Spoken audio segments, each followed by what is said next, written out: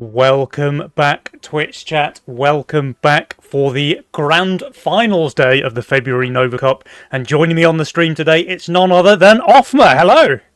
Hello, hello. Hello, welcome Long back. time no see. It feels like it's been forever, even though it's only been a couple of months. But as they say, absence makes the heart grow fonder, and my heart is ever fond of Mr. Offma. so Thank you, a, thank you. a pleasure to finally have you back on the stream. And we've got some really cool games to look forward to today as well. So for the first semi-final, we're going to be watching Abraceit, that's King Dans and Widdowson, and they're going to be facing off against DevHacks, which is Drakir, and FC Lucy. And very cool thing about this match is it's going to be the very first time that we've ever got to see one of the developers playing in Nova Cup. So what do you think about that, Offma?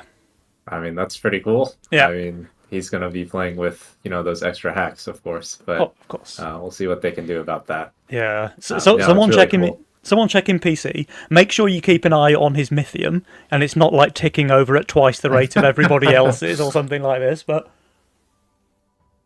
yeah, it should be pretty exciting. So now, obviously, for anyone who is not in the know, Drakir, who you will have seen play in many Nova Cup games before, has very recently joined the team over there at Team Legion, Ninja Kiwi. So congratulations to him on the new role, and congratulations to the team for welcoming Drakir, because I'm sure he's going to be a really big asset there. So I'm sure that's going to be a lot of added value for the game, for the team, and for Legion TD3, which is in very exciting news underway, it seems. So that's one to look forward to, I think. But for now, we're here for a game, and what a game it's going to be. Offmer, I don't know if you had a chance to watch any of Abraceit's matches yesterday. No, but King told me they clapped everyone, and he said they would clap everyone, so That is typical King, I think, is that he is always very, very confident. He's speak softly but carry a big stick, I think, is King Dan's yeah. to a T.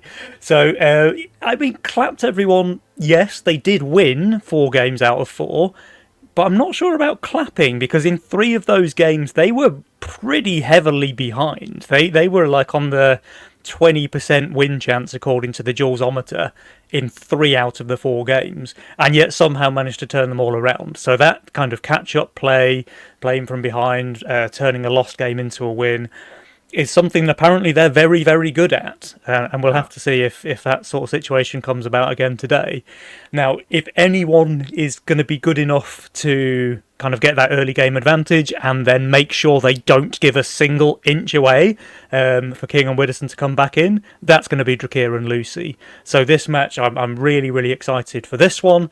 The other semi-final, by the way, is also a banger. That's Atrocity in the Hole against Dams and Aviator. So again, a really exciting semi-final. Unfortunately, we won't get to catch that one on the stream unless it works out that way with 2 zeros and all the rest of it. But it was a really tough choice of which game to cast, For and sure. just decided to go for this one because Abraceit, with their triumphant return to Division 1 plus the brand new developer Drakir, it's too hard to Yeah. refuse. Yeah, this was the classic finals matchup for almost like 1 year and a half, so Yeah.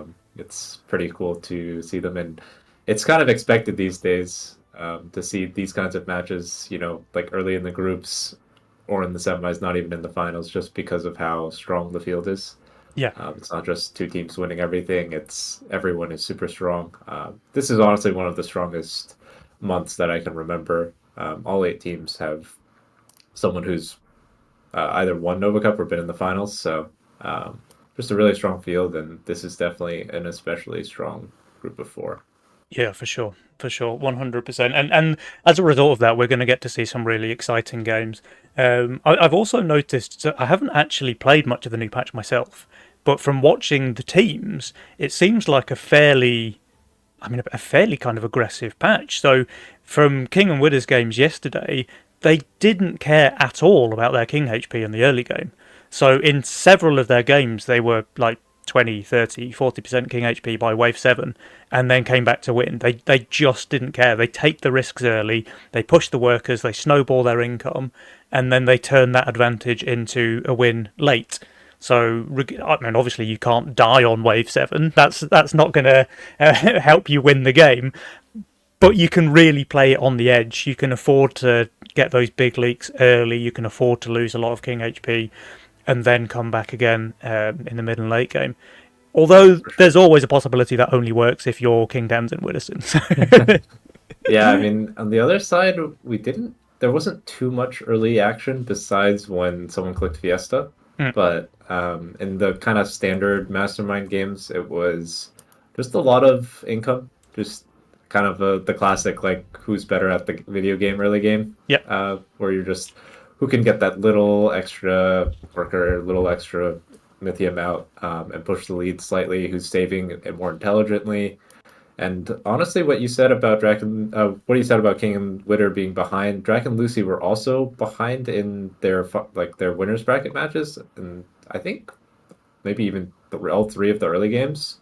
But they nearly won 2-0, and I actually thought they won 2-0 because one of the second game was a race where Drac actually held, but they still died first. Oh, no. And I wasn't paying attention to the king going kaboom, but yeah. So it was a very, very close series. They very well could have won their group. So definitely no slouches here. Yeah, for sure. I mean, this is a very, very tough one to call indeed. Just on the strength of King Dan's and Widdowson's play yesterday, I'm going to give them the edge here. But having said that, I didn't get to watch Drakir and Lucy, so, you know, it's hard to call them out. But I'm going to call this one in favour of Abrasiet. I'll play the counter, and I'll take Drakir and Lucy. Nice. Okay, so the casting panel is split. Folks at home in Twitch chat, maybe let us know which team you are rooting for. And I think we're about to find out because the lobby should be underway fairly soon. And one thing is for certain, whichever way it goes, this game is going to be a banger. But here we go, guys. So game number 1 of February Nova Cup semi-finals. It is Abrasiet on the left. It is DevHacks on the right. Let's go. Insta Megamind, Drakir has been doing this in all of his game ones. I really like that. I would guess... Yeah. I mean, I haven't asked Drakir about this specifically, but using Megamind in game 1 is...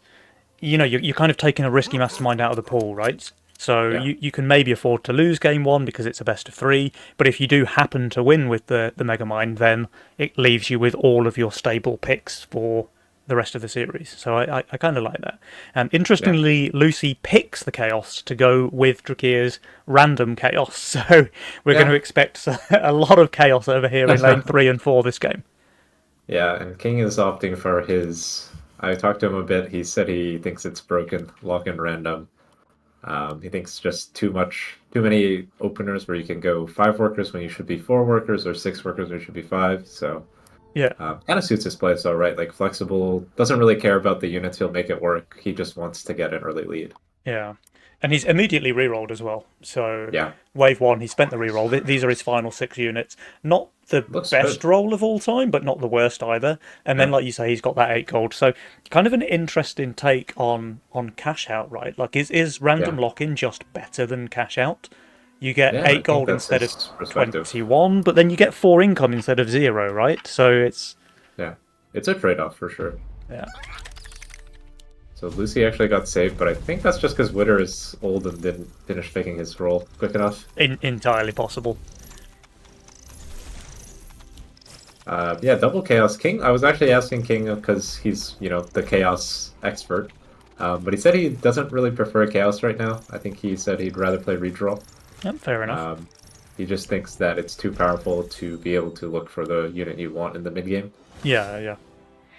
I mean, Chaos, I guess the theory is that you just get lucky and roll the unit you want in the mid-game. Whereas Yeah, I mean, for King Dans, it's no problem. But... Yeah, of course. And then Redraw is like, okay, you have to pay gold for it, but you're way more likely to find that unit if you can roll a few times to get it. Yeah, and in terms of openers, I mean, this is Fire Aqua, very solid Chaos opener just because it does so much damage and you only need to click tank units. So, and same with the Zyria, kind of. Zyria's a little trickier. It has, like, specific units it prefers. And so far, he hasn't nice luck to masks. Oh, Widdowson, 75% to a snail. Okay. Yeah, the greedy guy.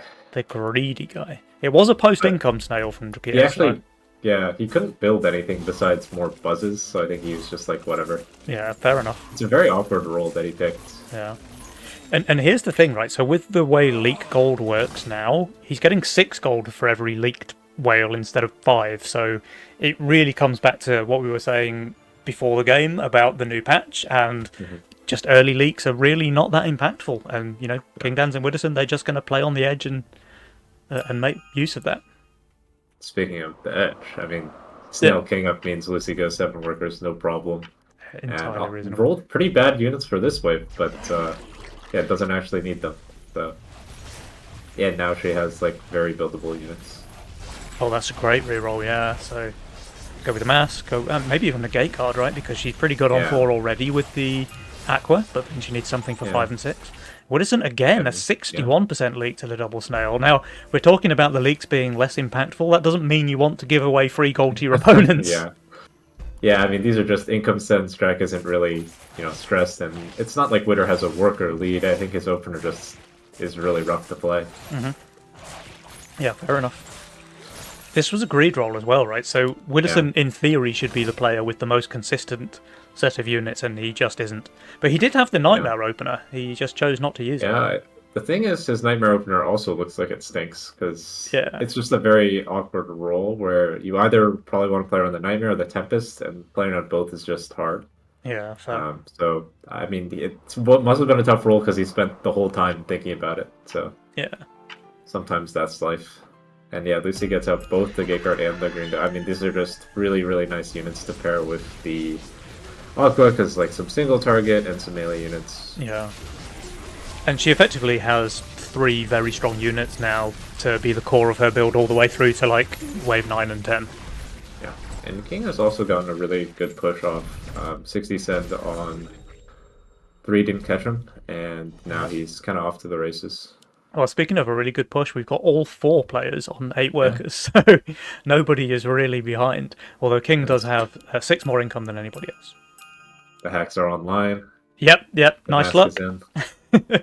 I mean, he's not even trying to hide it at this point.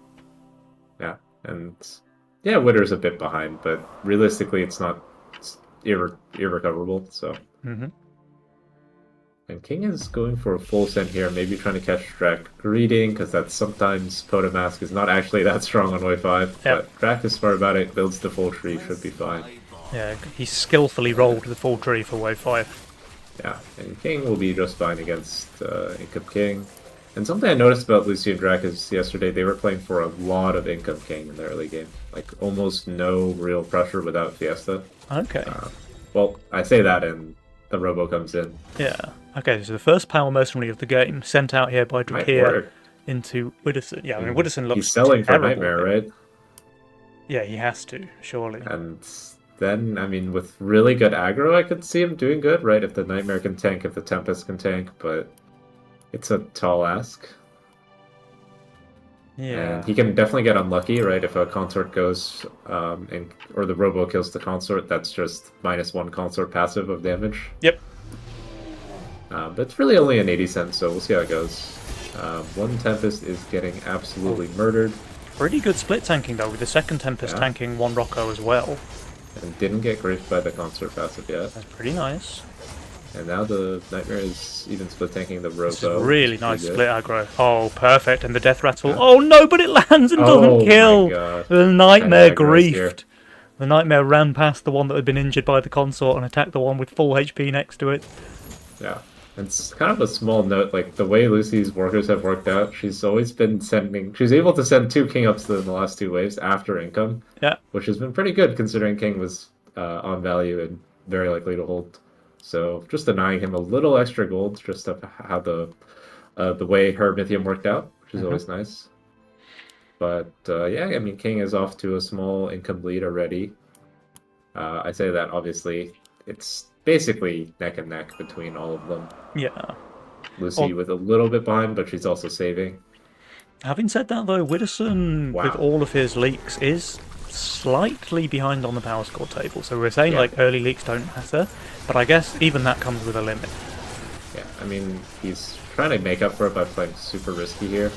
It's kind of a crazy call to overpush here because if you get skipped, you lose the game, I think, on wave 8. Mm. And you can see here, even he's leaking to 3 snails.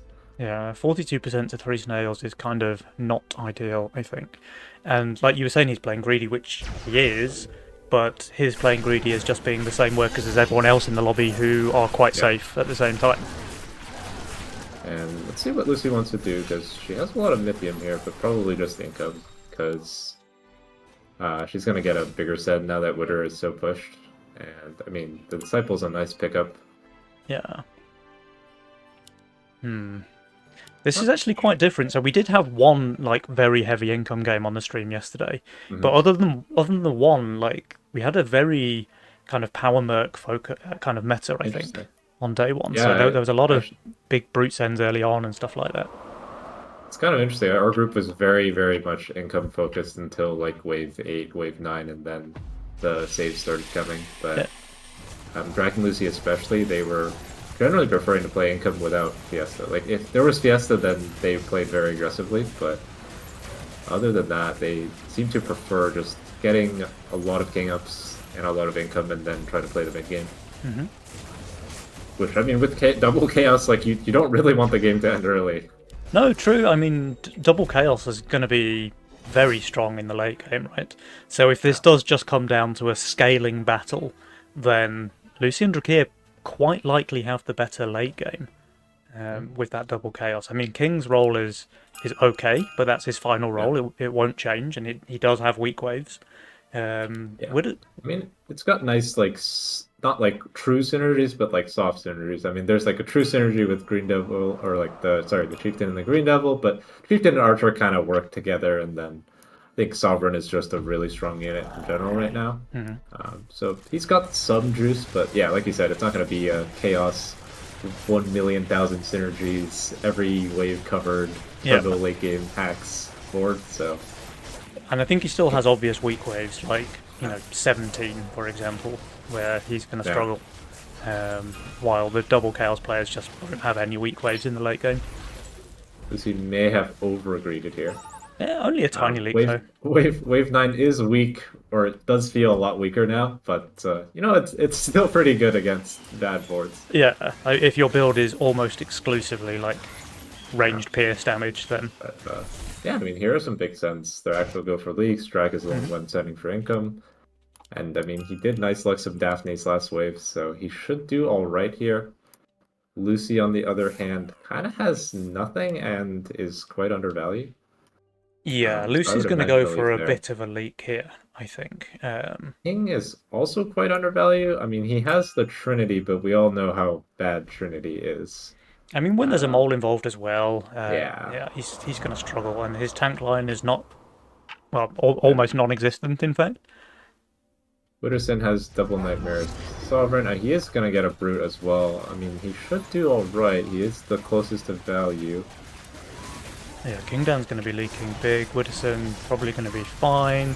Lucy, that's going to be a pretty bad leak for her. She does at least kill the Mimic. And Drakir's going to be leaking as well. So first blood will be going onto the side of DevHax here. They have got a very well upgraded King though, so minimising the damage that they're going to take, I think, is nice. Yeah, and I mean, Jack, his Zomba actually killed his Daphne's first, which is like not very optimal, but it's kind of the way it happens. But I think they kind of have a miscommunication, because if Drac is going to hold 10, like, well, he has to actually hold 10 if Lucy wants to push like that, right? Yeah. And maybe it's also like a well played from King to also push really aggressively there, to make sure that he can leak Drac and Witter with the solid plan. Like, I'll hold 10 no matter what.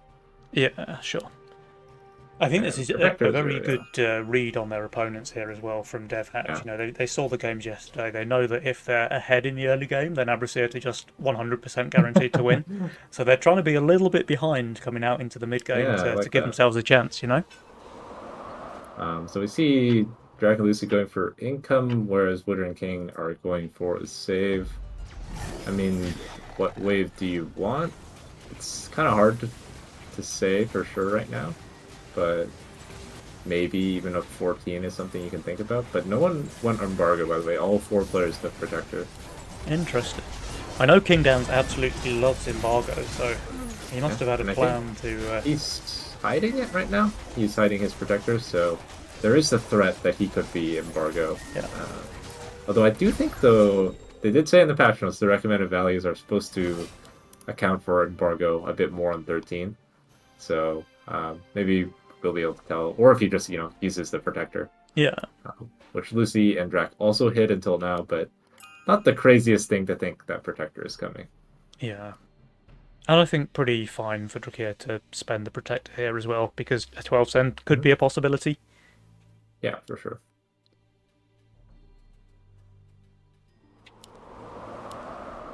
King is shifting for his sovereign.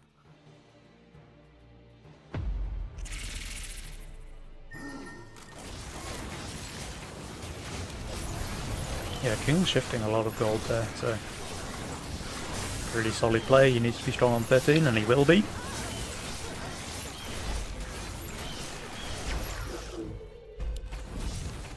Oh, they actually go for a full send here. Yeah. Or is it a split send? Yeah.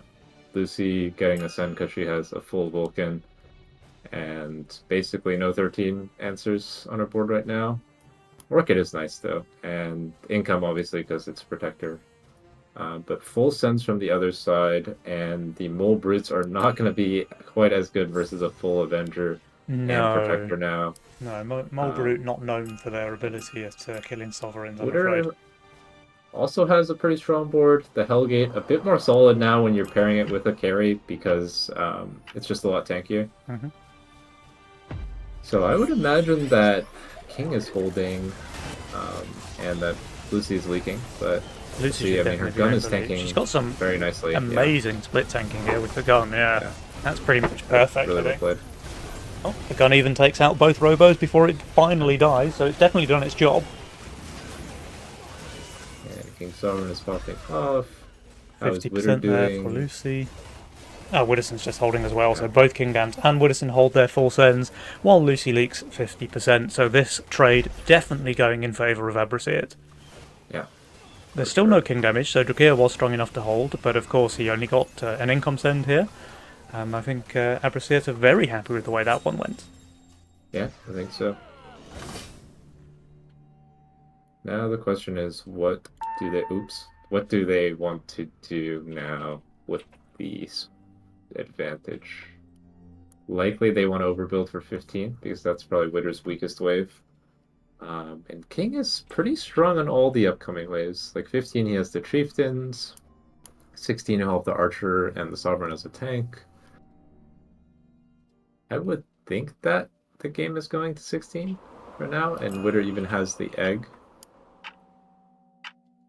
Bear with me 1 second, I forgot to change the stream title, so I'm going to be doing that in mid-stream. Sounds good. So the egg is an interesting question because what does that make Lucy and Drac want to do? It's kind of the checkmate when you're ahead usually.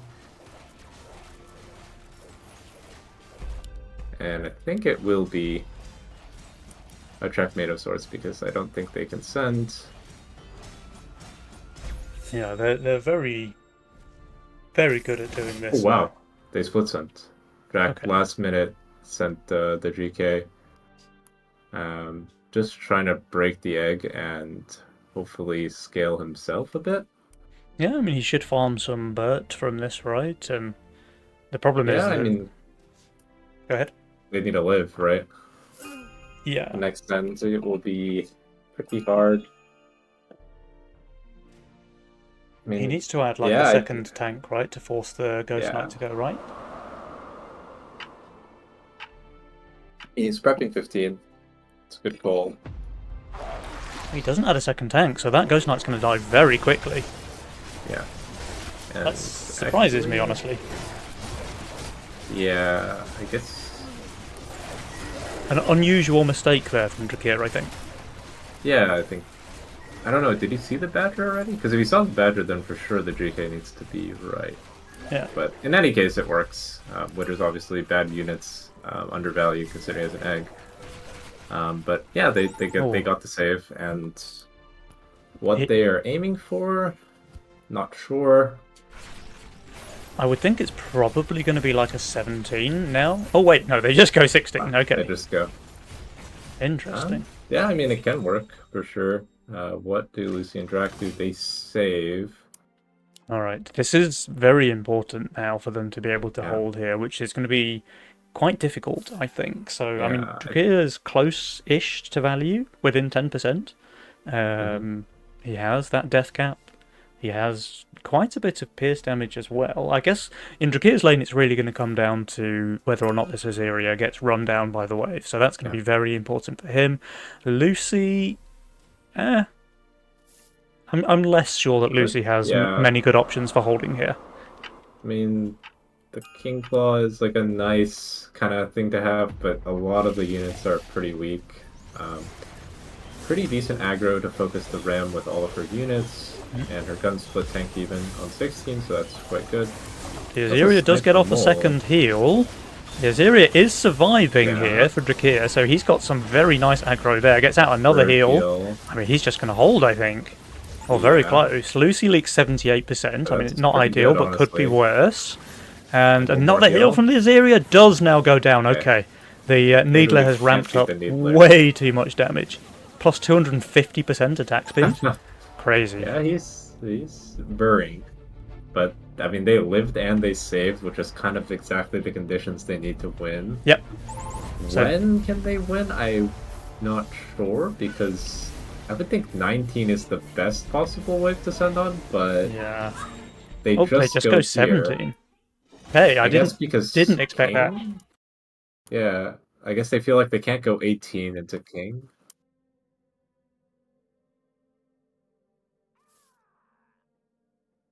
No worries. No worries. And I feel like they'll hold, or at least Twitter will hold. I'm looking at his build and it looks very good on this wave. I guess it's missing tanks. Yeah, I mean, I'm kind of confused with them going here because they weren't really under pressure after that wave 16 send, I don't think. Yeah. I guess they felt like they couldn't make it to 19 and Witter and King were looking too good on 18, especially if they match. Yeah. So I can see the logic, like, King has a lot of chieftains, but we'll see how it goes. I don't sure about the Kraken, I guess. I would think that the wave is already a Kraken, but it is tanking fairly nicely. Yeah, Witterson's just holding, right? Holding, right? Yeah, he even gets out that last set of summons. Kingdown's leaks, sure, but it's a pretty small leak, honestly, and only a 25 gold shutdown is not going to be enough to keep them in the game, I don't think. Or? Wait, Luce. Yeah, I got him. Absolutely destroyed. He's going to leak 1 creep, 2 creeps. Yeah. And now, I mean, again, we have the exact same situation where Witter and King can choose, and I would assume they want 19 now. Yeah, 19 looks really good for them. Yeah, absolutely destroyed. I'm just so surprised that Lucy and Drakir decided to go for this 17 send. They weren't under pressure, and they're both decently strong, I think, on 17. Yeah, I thought it was also strange, but I also am not sure what the best play for them that wins anyways is. Yeah. It's a tricky situation to be sure. And I mean, prepping 19 makes a lot of sense now. I mean, can they hold and live 19 to this end? I don't know, but I also don't think they can leak King Dan's there, so... I mean, I guess they both just roll, like, Haven and Red Eyes, right, for 19, because they're Chaos players. Yeah, I mean, Drac is prepping the guns and some chains in case that's his only option. Lucy has the White Mane King Claws. I mean, that's not a bad choice as well. But I feel like their values, they are going to be around this value next wave if they match, and that doesn't seem like enough to me. But who knows, maybe they can live. Okay, well, Drakir and Lucy, they know it's coming, they're going for a send of their very own, but I think Kingdown and Witterson are both just going to hold here, so it seems like a bit of a Hail Mary play here from Lucy and Drakir just to try and get the race, but I don't really see it going in their favour. I think Abraseat are quite likely to end the game here on 19, but I have known, I've been known to be wrong in the past. I mean, we did roll the Haven. We did roll Wanderers, I guess, for Lucy. It's not horrible. Wanderers is decent, But and yeah, Haven and Gon for Drakir. He definitely has options yeah, there. I do think Witterson will leak. He is very undervalued, but I don't think he was planning to hold. No, I think his he pressed the plan was to worker leak button Lucy. instead. Yeah. Yeah. And King looks like he's kind of chilling. Yeah, he's got a He's very, very buffed Green Devil here with the Ocean Templar yeah, and what is that, 6, 7 Chieftain buffs? yeah. And this Kraken really isn't getting focused by the chieftains. Like one chieftain is hitting it. Yeah, his Chieftains have like one shot the entire left side of the wave already. Yeah. And how are Drac and Lucy doing? I think Drac is getting overrun here. Yeah, looks like he is. Lucy's doing better than I expected, honestly, but it's not going to be But enough. yeah, Both members of DevHacks are leaking. They've done well, they're only 50% leaks, but that will be enough to end the game here on 19. yeah. And King is holding. So well played to him. Yep. Widdowson, meanwhile, with 100% leak over there, but I mean, it just doesn't matter. DevHacks, they are out of this game. Abrasier to take a 1-0 lead here in the semi-final. Yeah, I mean, well done. They kind of just that 10 was basically the start. They got their first lead realistically there, and then didn't really let up because they won the 13 trade, and then they also came out ahead on 16. Like a little bit was maybe a chance to get back, but it did feel like King was not leakable in any of the waves. Yeah. I guess besides 17, where he did leak, but it didn't make enough of a difference. Yeah, the 17 play I'm still confused by. They did so well on 16. You know, Drakir just barely leaking a super low HP Needler. They took only, what, 30% HP there? I think they're in a really good spot, and they decide to do this, I don't know, kind of all-in play here on 17. It's just confuses me. I guess I would have thought about just trying to go 19. I don't know if they could have lived 18 without sending, but like a no push 19 play kind of felt like the only way. But I also don't know if you can one shot them in that scenario as well. It was definitely a tough spot just because once you're behind in that mid game, even that hold is not really enough. But yeah, I mean, like Witter was too good on 17. I would think that King is too good on 18. And like, can you make it to 19? And if it's a 19 race, do you even win? Is like a bunch of other questions. Yeah, and they were just just don't in like the answers. a very hard position, right? And it's all comes down to King Downs and Woodison being able to outscale them, I guess. So they did get that early game lead. They got a lot of King damage in on wave 10, and of course all the gold that comes with that. And then they just never let off steam. So every time there was a trade, they kind of came out ahead, like you said there, on 13, bit more gold on 16. And then by then, you know, Drakir and Lucy, they just are in a tough position. So they go for this wave 17, like risky play, all in kind of play. Didn't work out, unfortunately, and ultimately Abrasier win the game. So let's see, will they be able to change things up here for game number 2? Because Widdowson and King Downs are now match point in this semi final. Yeah. We'll see. I mean, like the early game looked fine. Even like Witter was a bit behind before wave 10. And I think King was probably still the furthest ahead, but it wasn't like he was crazy ahead of anyone. So I think the game was would have basically been favored for them if they didn't mess up on 10, I think. But it's hard to know for sure. Yeah, difficult one. You can't rewind time to find out, but we are about to find out who's going to win game number 2, because here it is, guys. Remember, Abrasier 1-0 in the lead, so DevHacks need to win this game to keep their tournament dreams alive. And they go to the Fiesta Cartel, so wanting a bit more of the early game control. I think it's reasonable. Their last early game looked kind of like, I don't know. I don't want to say lifeless, but you know, not too much action. And we have a redraw and cash out for Witter and King. Wow, that is a crazy reroll from King. Nightmare. Straight into the Nightmare Butcher with a gargoyle as well. Yeah, I don't mind if I do. Yeah, I would imagine he wants to play. I mean, Witterson has a very nice role as well. I mean, plenty of options. Can play around the Oathbreaker, the Aqua, the Harp. I mean, it's really just whatever he feels like. Yeah. Quite a lot of AoE based units in Wooderson's role, though. I don't know how playable that is in current patch with Bear existing. We shall see for sure. I think this early game is pretty acceptable. Wave 6 is something you need to be careful of, but you have options like the Oathbreaker and even a skeleton if you can somehow greed it out. But Lucy going for skeleton opener as her Fiesta. Hmm. Not the best because it can't really push, but it will give you Fiestas. Yeah, Going for the Crusher, which is very solid with a Fiesta teammate. yeah, nice long wave. He can probably go 6 workers as well with that cartel, and yeah, they can keep the pressure applied here. Quite ballsy there of Lucy, honestly, to go for Yeah, Fiesta when they're already like 1 game down in the semi-final. But we'll see if it pays off for her. Leaking 4 creeps, not a terrible Fiesta, not the best either.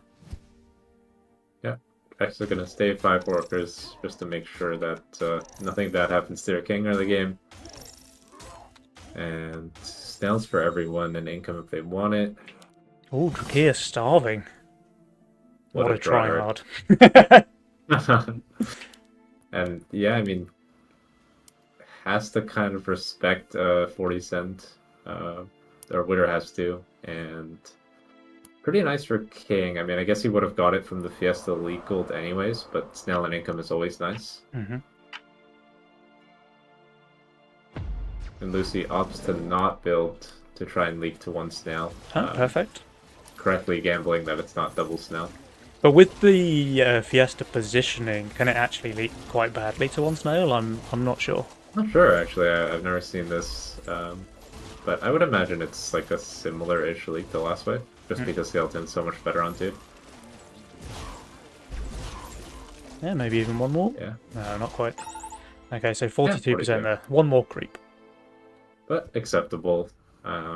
And just getting the long way so Witter can click the brute, or Witter is getting a brute from Drakir. Yeah, he did stay on value though, so he stayed 5 workers. He has that Oathbreaker for his split, or he could even go for a Sea Dragon, but I think he just wants tank value here.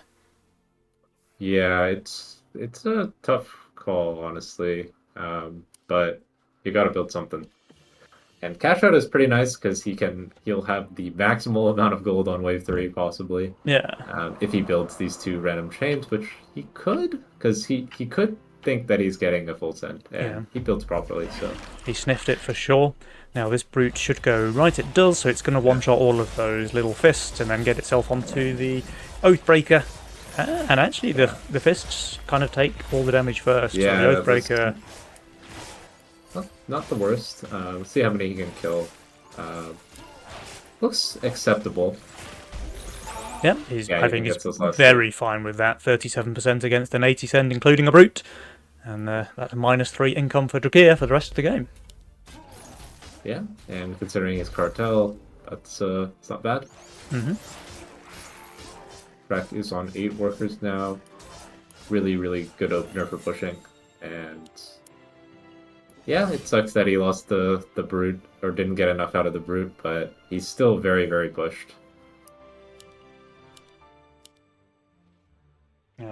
Both King Lucy is- and Drakia are on those 8 workers now, so the longer waves are favouring them, at least this far into the game. We'll have to see if either side can make a big play coming soon, or if we're just going to see more income King as we did in the first game. Yep.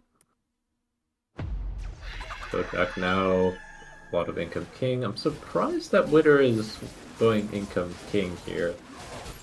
Not even wanting to threaten wave 5 at all. We'll see if Lucy pushes. Probably not, considering she has not very good units to build. So, does she want to go for a imp send or something like that into King's weak wave? Imps is pretty risky when they show you a guard, to be fair. And she it's just actually gonna be saves. 6. Okay. Well, we'll see. I mean, Winter's 6 is not the best, but if he could ever get to the big oath, he'll be completely fine there. And I guess the read is that King has the pack rat, so he would have been okay here. But the Pack Rat is also good on wave 6. Yeah, and look at this. Wilson goes for the Pirate Skeleton here Yeah. on 5 rather than the Oathbreaker upgrade, so he's kind of hedging his bets a bit between wave 5 and 6, and he's going to be big time rewarded, I think, because like you said, now he can get that Giga Breaker on wave 6. Yeah, I don't think King is really going to leak very badly at all on wave 6. Double Nightmare with Butcher is usually too good unless you can get to the Mimic, which I don't think Lucy will get to. This wave is a little too fast. Or, never mind. He goes for Income anyways. Yeah. Which I think is the right call. I mean, you can see that King Dans is on really high value. He does have those Pack Rats with Lifesteal Nightmare as well, so he's pretty strong here. And, maybe she could get a leak out of him with Robos or Brutes or something. But I do think she would have gotten Mimic, considering she got to... Wait, she did? Yeah, she did get to 160 in income, so... Huh. I honestly don't think it's that bad to send Mimic, but... because it's a guaranteed leak most of the time. But yeah. just opting for the income, I think is also acceptable. This is something that Drukir and Lucy really like to do as well, I think, is just to... it's not quite just income king play. You're still applying pressure, you're skipping a wave or two in the early game, and then if you see that your opponent is just on value, well then you just go for an income king send. But at least you've kept them low workers. So like Drukir and Lucy have been up 1 or 2 workers each for the last couple of waves, and now they just go for an income send, and you can see that reflected in their income scores, right? Yeah, for sure. And now they're opting to save, maybe wanting to have some pressure on 8, or maybe just going for the same play one more time. Mm-hmm. Well, now both Widdowson and King Dans are playing risky, so you see minus 100 value for Widdowson, minus 100 value for King Dans. The Rats, of course, to account for 150 of that, so he can be overvalue if he wants to. Yeah, I think it's a good call. I mean, wave 8 is his weakness, so why not? Mm-hmm. And yeah, just a lot of income king from Witter and King. I mean, they are pushing off of the income king, but it's not like they've created too much of an advantage already. Like, yes, the cartel player is a bit ahead, but that's to be expected. Yeah. Drukir will actually be leaking quite a bit here on wave 7, it looks like, against more than he wants. I mean, just a single lizard. All the blobs. Yeah. He did go all of the big blobs, just the lizard got bounced a bunch. Yeah. I mean, that's a very fine leak, honestly. I thought there was some of the big slimes still in there, but they were all gone, so he's pretty happy with this, especially given they were saving, so a nice long wave, and they don't send here on 8. And by the way, Widdowson's looking pretty weak on wave 9, I think. Yeah, I mean, wave 9 is bad, but I don't think they'll get King there? I'm not sure. I mean, he'll have Head Chef and a lot of value, I guess. I mean, Lucy probably can go for, like, 4 eyes on 9, if that's what she wants to go for. Or just Imp's Robo is not bad either. Oh. Okay. That is not a good unit on wave 9, I think. No, yes. So Widdowson will be leaking pretty badly, I think, on 9. It's all a question of whether Lucy can get through King Dans as well. But to be fair, it's a very understandable decision to build for wave 8, considering that Lucy and Drac are both leaking to income. Yeah, Fire Archer not able to tank a single creep. So 50% for Lucy, 42 for Drukir, and they're actually going to lose quite a bit of King HP here, I think. Yeah, I mean, they need something good to happen, which, something good might happen considering they're sending maybe double 4 eyes, yeah. But we'll see if the trade is worth it for them or not. Yeah, double 4 eyes on wave 9, holy. I mean, if these things reach the king, if they reach the king, they're going to wreak some havoc, I think. He goes for the boom over the Head Chef. Okay. I mean, the boom is quite good, considering how it gains mana now, but it's not really using its tank stats that effectively right now. Yeah. I would imagine it doesn't tank that much, but... Well, here's the thing, right? Because the 4 eyes from Lucy will be going right. It's going to waste time killing those little units. And it probably even has to kill the Green Devil before it can attack the tree and the Butcher. So the tree might do more than you think. 380 Yeah. for Widdowson, 320 for King. Can either player hold here? I mean, Widdowson King, cannot. King looks like he's kind of vibing. Widdowson Maybe leads he can't kill a 4-eye, but wait, 104%. can he kill a 4-eye? Oh, it's a battle for the ages. I think he can't, though. The Four Eyes is going to be victorious here, so Got him. King Down's 50%, but really that's just an injured Four Eyes. Still, Yeah, I'm not sure that trade is necessarily worth it, but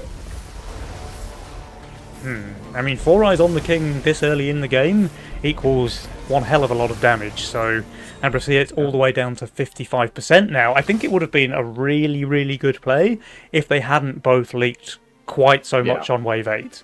Like, the fact yeah.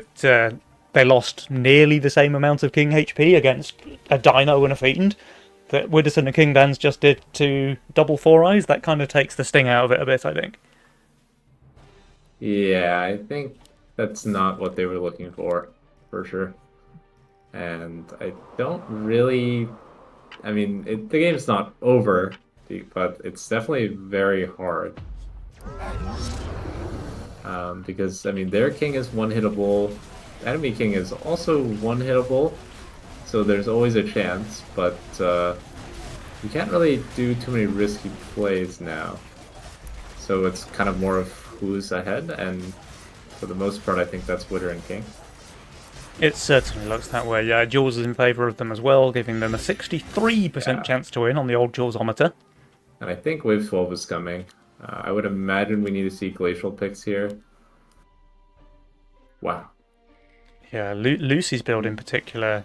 Well, actually, both of them, Lucy and Yeah, Drakir, both investment seems like a crazy pick to me when you're getting saved on, and you guys don't look good on 12, but Yeah, I mean, they don't have amazing glacial targets, but I would think it's better than investment. it's better than losing on Wave 12. Yeah, Yeah, I mean, maybe Drac feels like he can hold with this much value, but we'll see. I mean, the thing is, yeah, King is absolutely turbo pushed and probably will create a long wave. yeah. Plus, they've gone for Income King here as well. So, Yeah, talking about being turbo pushed, both King Dance and Widdowson will be able to push quite healthily again here on Wave 11 if they want to in time for this big Wave 12 send. King Dance is minus 400 value on this wave, yeah, by the I way. think he's pro leaking. Or Yeah, yeah, he is. Yeah, that's 46%. very, very good for their 12 send. And I mean, they don't have that much King attack and spell, 3 each. They should be able to max it here if they want to, though. They might just have Yeah, to save a little bit. I mean, Lucy's even making the wave very, very long there herself, by the way, not being able to yeah. clean up in time. So a very, very long wave 11 here, while King Dans and Widdowson stockpile their bricks, and wave 12 looking very scary for the side of DevHacks. Yeah. And you're right, they did save up like about 60 myth each so that they can make sure to get full king. Yeah, good presence of mind there. I mean, they just don't have any real true 12 answers here. Like decent units, but Drakir's got very good value, so he's going to be a little under minus 200. Lucy's Yeah. going to be a bit more undervalue, and also just doesn't have any good units here.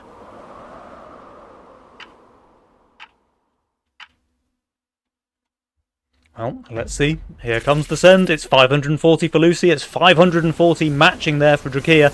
Lucy's Phoenix is tanking very, very nicely, but that thing will still be going down. Or will it? It will. There goes the Phoenix. Yeah. Well, okay. I mean, it did its job. It lived a very Yeah. long time. Drac killed both his disciples. Oh, that's not ideal. Not ideal. Yeah. The But I don't think he was. Yeah, I don't think he was making it out regardless.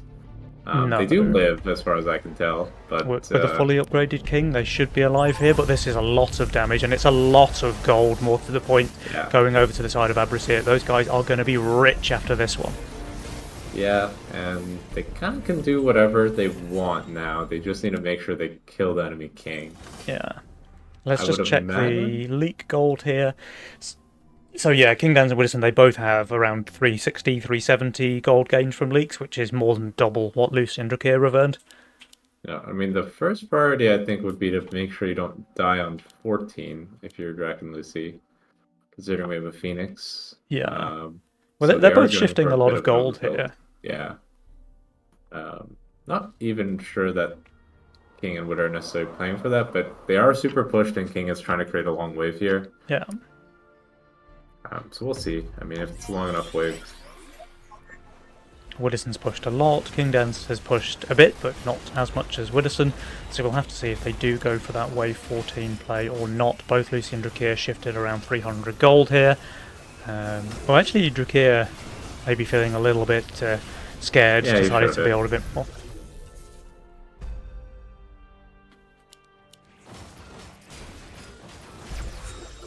I mean, even if they don't go 14, the long wave is good for them. Yeah.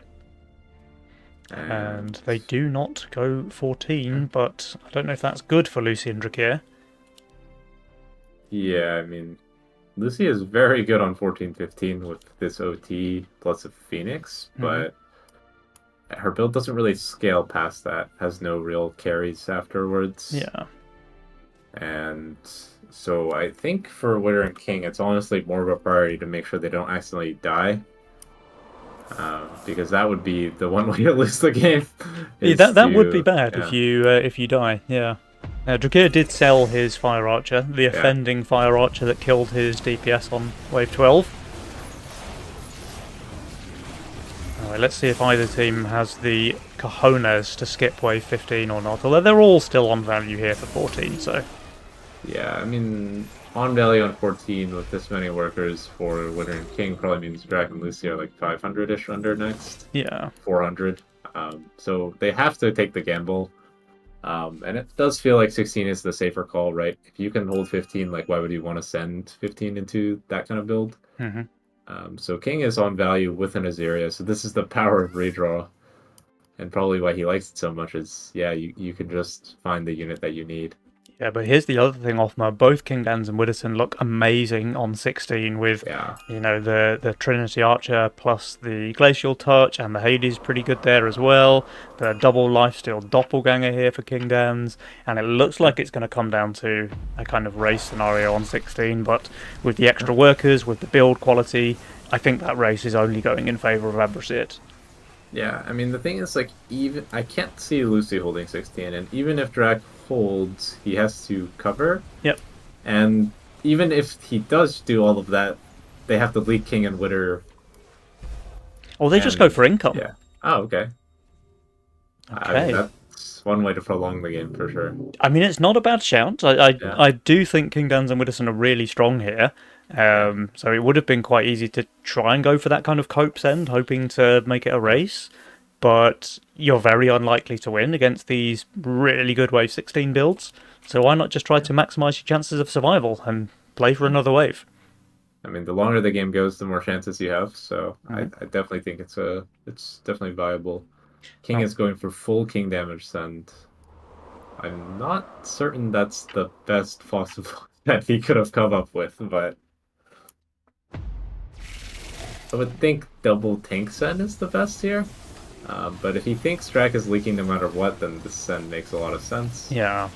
I mean, the sends are huge. There's 960 for Lucy, there's 880 there for Drakir, and I just don't see either player leaking. Yeah, Drakir's DPS line has already been breached, his units are starting to die, and yeah, there goes his Starcaller. He has one unit left alive, it's that Hades, it's not going to be enough. Lucy leaks 150%, Drakir is leaking as well, and Abracet are victorious here with a very decisive 2-0 against DevHax. That's super impressive play from Kingdance and Widdowson. Yeah, I mean, like, apart from a few mistakes from Witter in game 1 early game, I didn't really feel like they lost control of the game. Yeah. Ever. Yeah. No, that was pretty nuts, honestly. It was a complete masterclass there. 2 games back-to-back from Kingdance and Widdowson. They kind of dominated, really, in both games. Maybe a bit of an unforced error in the first, with Drakir and Lucy losing a ton of HP on 10. But other than that one slip-up, I think DevHax played very, very well. But Abracet, they were just a notch ahead, you know. They see their outs in every scenario, they play towards them, and, you know, their sending patterns in the mid-game are just clinical, I think. Yeah, I think they really didn't make very many mid-game mistakes. Like you could say the 16 play in that one game was a in the first game was a mistake, but not really a true mistake. Like they still did leak them, and it didn't cost them the game because they were able to hold all the waves afterwards. Mhm. So even though they didn't really get the optimal play, it was still good enough. Yeah, good enough. And I also think like non-lethal leaks in the mid to late game are just worth a lot more now, gold-wise, you know. Yeah, So for even if sure. you don't close out the game on 16 or so, Yeah, you maybe put yourself in such a strong economic position that you have all but one anyway. we saw that in Wave 13 of Game 1, right? Yeah, Lucy, King just going for income, but Witter leaking Lucy, and then since King and Witter both hold, it's just so much gold for them to snack on the power mercs. they're And so far ahead. yeah, Yeah, yeah. By the way, and I your think, camera seems to be cutting off the bottom half of your face. oh, There we sorry. go. There we go. There he is. Hello. Hello. And I think the other semis just finished with Adamas and Aviator 2-0ing Atrocity in the hole. Really? Wow. This Yeah. has been a month of 2-0s. I think we only had one best of three played out on the stream yesterday. The first two series we watched were both 2-0 victories, and now both Yeah. semi-finals ending 2-0 as well. Um, Wow. I mean that. Let's hope the finals last a bit longer. Yeah, let's hope the finals last a bit longer. But I mean, having said that, those kind of scores they kind of suggest like one-sided games, but they're not at all. Like not even Yeah, close. In for fact, sure. if anything, the games we watched yesterday were all like massive comeback victories from Abrasiet. They were losing every game in the early game, like literally 20% win chance according to Jules, and then they came back three times in a row.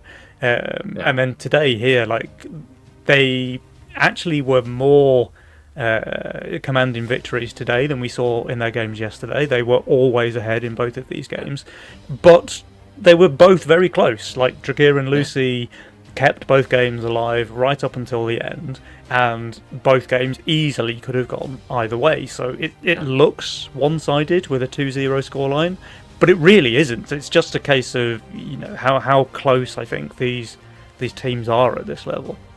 Yeah, I mean, if you play the mid game perfectly, and you can win from when you're behind. And if you play the mid game perfectly when you're ahead, it Yeah. looks even better. Yeah. Absolutely, absolutely. Right, well, guys, I think we're going to have a quick 10-minute break then before we get into that grand final. So don't go anywhere because that's going to be an absolute banger. It's going to be a Damiator, a Damson Aviator, up against Abrasiet. That's King Danson Widdowson. So that one is going to be an absolute juicer. We will see you back here in around 10 minutes' time for that grand final. So until then, goodbye. I'll leave you with the dulcet tones once more of someone like Jules.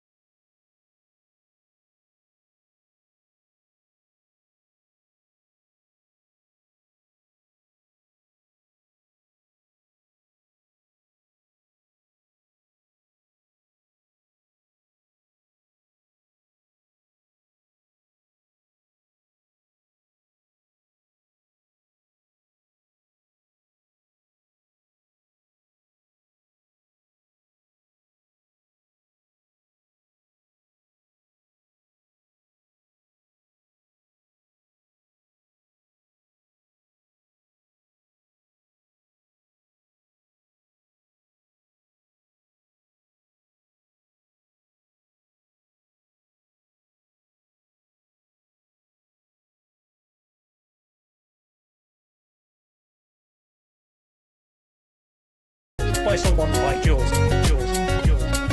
All right, guys, welcome back. I hope I'm not interrupting your Calypso music too much. I know that one's an absolute banger. Thanks again to Nick Tia for that. But we have a game on our hands, Offmer. We have a grand final to spectate, and it's going to be none other than Adamiator, that's Adams and Aviator, squaring off against Abrasiat, Kingdowns and Widdowson. And if anything that we've seen over the past couple of days is to be taken away from this, is that Abrasiat look absolutely unstoppable this month. So Adams and Aviator, they certainly have their work cut out for them here in the grand finals. I mean, can they even take a game off Abrasiat? What do you think? Yeah, I mean, I think it's an interesting matchup for sure. I mean, I think all four of them are pretty good friends, and they've played Legion in a mixed combination of the four players a bunch, so they know each other really well. And I think something interesting is like I think Witterson respects Adamas a lot, and is always like he's not afraid is the wrong word, but he's always worried when Adamas is on the other team. Yep. And I think Adamas also feels the same way about King, and that King is always like a really tough challenge for him. So it's going to be really exciting. I think both of the teams have obviously really skilled players, but also just a lot of really solid teamwork. And I think Aviator and Adamas they play the game very differently than King and Witter. So it should be a cool stylistic matchup as well. Yeah, for sure, for sure. Both have kind of quite similar masterminds, I would say, though. So, like, Adams obviously is known for his chaos play, but I think he has also recently switched over to favour redraw more. Kingdan's very, very similar, played a lot of chaos in the past, now plays a lot of redraw. They both like the random lock-in. So it'd be kind of interesting to see between those two who goes for what masterminds, and then maybe we'll get some cheeky like fiestas out of Aviator and Widdowson. I think in that sort of strategy mastermind picky metagame, I think they're quite similar. But I agree with you that they have fairly different play styles. But having said that, the way that we've seen Abrasiat play over the past couple of days, they seem to be a lot more focused in that mid game. Like they can, I've said it a couple of times, but they quite often fall behind in the early game and then just turn it around with some very smart mid game decision making. But the thing I've always said about Adams on the other team is that he's like an absolute mid game strategic mastermind. Like he's really, really good at finding those lines and threading the needle. For sure. Surgical sends in the mid game to get his advantage and win the game. So really interested to see that kind of almost like their kryptonite in a way. Yeah. If anyone is able to prevent that kind of comeback mid-game potential from Abrasiat, I think Adams and Aviator might be the team to do it. Yeah, and I think Aviator is also a really frustrating player to play against when you're behind, because, I mean, he likes to overbuild, and the way he builds is he always has very nice builds and very good plans, so it's very, very hard to catch Aviator off guard most of the time. Like every time you think you're like, oh, I've outsmarted him for sure, like no way he sees this coming, and it's just like plus 100 on the wave that you think you're, getting cheeky on, and Yeah. he's just always ready when he's ahead, and he's just really hard to catch up to. So I do think it'll be quite interesting to see if what happens if King and Witter aren't able to get those early game advantages, and we get into kind of a mid game war where they have to make some sort of comeback moves. Yeah, completely agreed. I think this might be the most important early game for Abrasiat against these guys, because against all the other teams, they have been more able to kind of dominate or come back in the mid game. But against these guys in particular, exactly as you're saying, I think they're both very good mid to late game players themselves. So we might just see whichever team comes out from like wave 10 in the lead being able to pilot it to victory. But I mean, time will tell. Yeah, and the other thing to note is I think Aviator and Adamas are definitely one of the teams more willing to save in the early game. Go for like, the big 7 cents, big 6 cents, compared to Drake Lucy, who basically almost always prefer to play more of a income style, even if it is saving into income. So I think it'll be interesting to see what kind of early game do they go for. Does it all change with the masterminds and the Legion spells? and see how King and Witter adapt because I mean they're no stranger to playing these long early game saves themselves. I Yeah, think for they sure. just prefer not to. Yep, completely agreed. Well, guys, we are about to find out because game number 1 of the February Nova Cup Grand Finals is here. We have Abrasiet on the left, Wow. Widdowson and Kingdowns. We have Adamiator on the right, that's Aviator and Adams. Let's go. Right away the Fiesta from Aviator. So we talked about him maybe getting tricky with it. Here it is. He doesn't have anything great. He has the pirate if he wants it.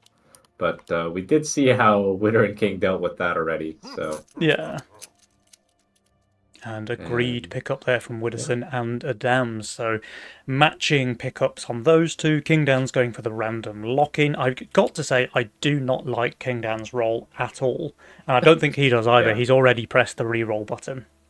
Yeah, this is the downside obviously of lock-in random. It's the random part. But ideally your reroll can save you most of the time. So we'll see what he goes for.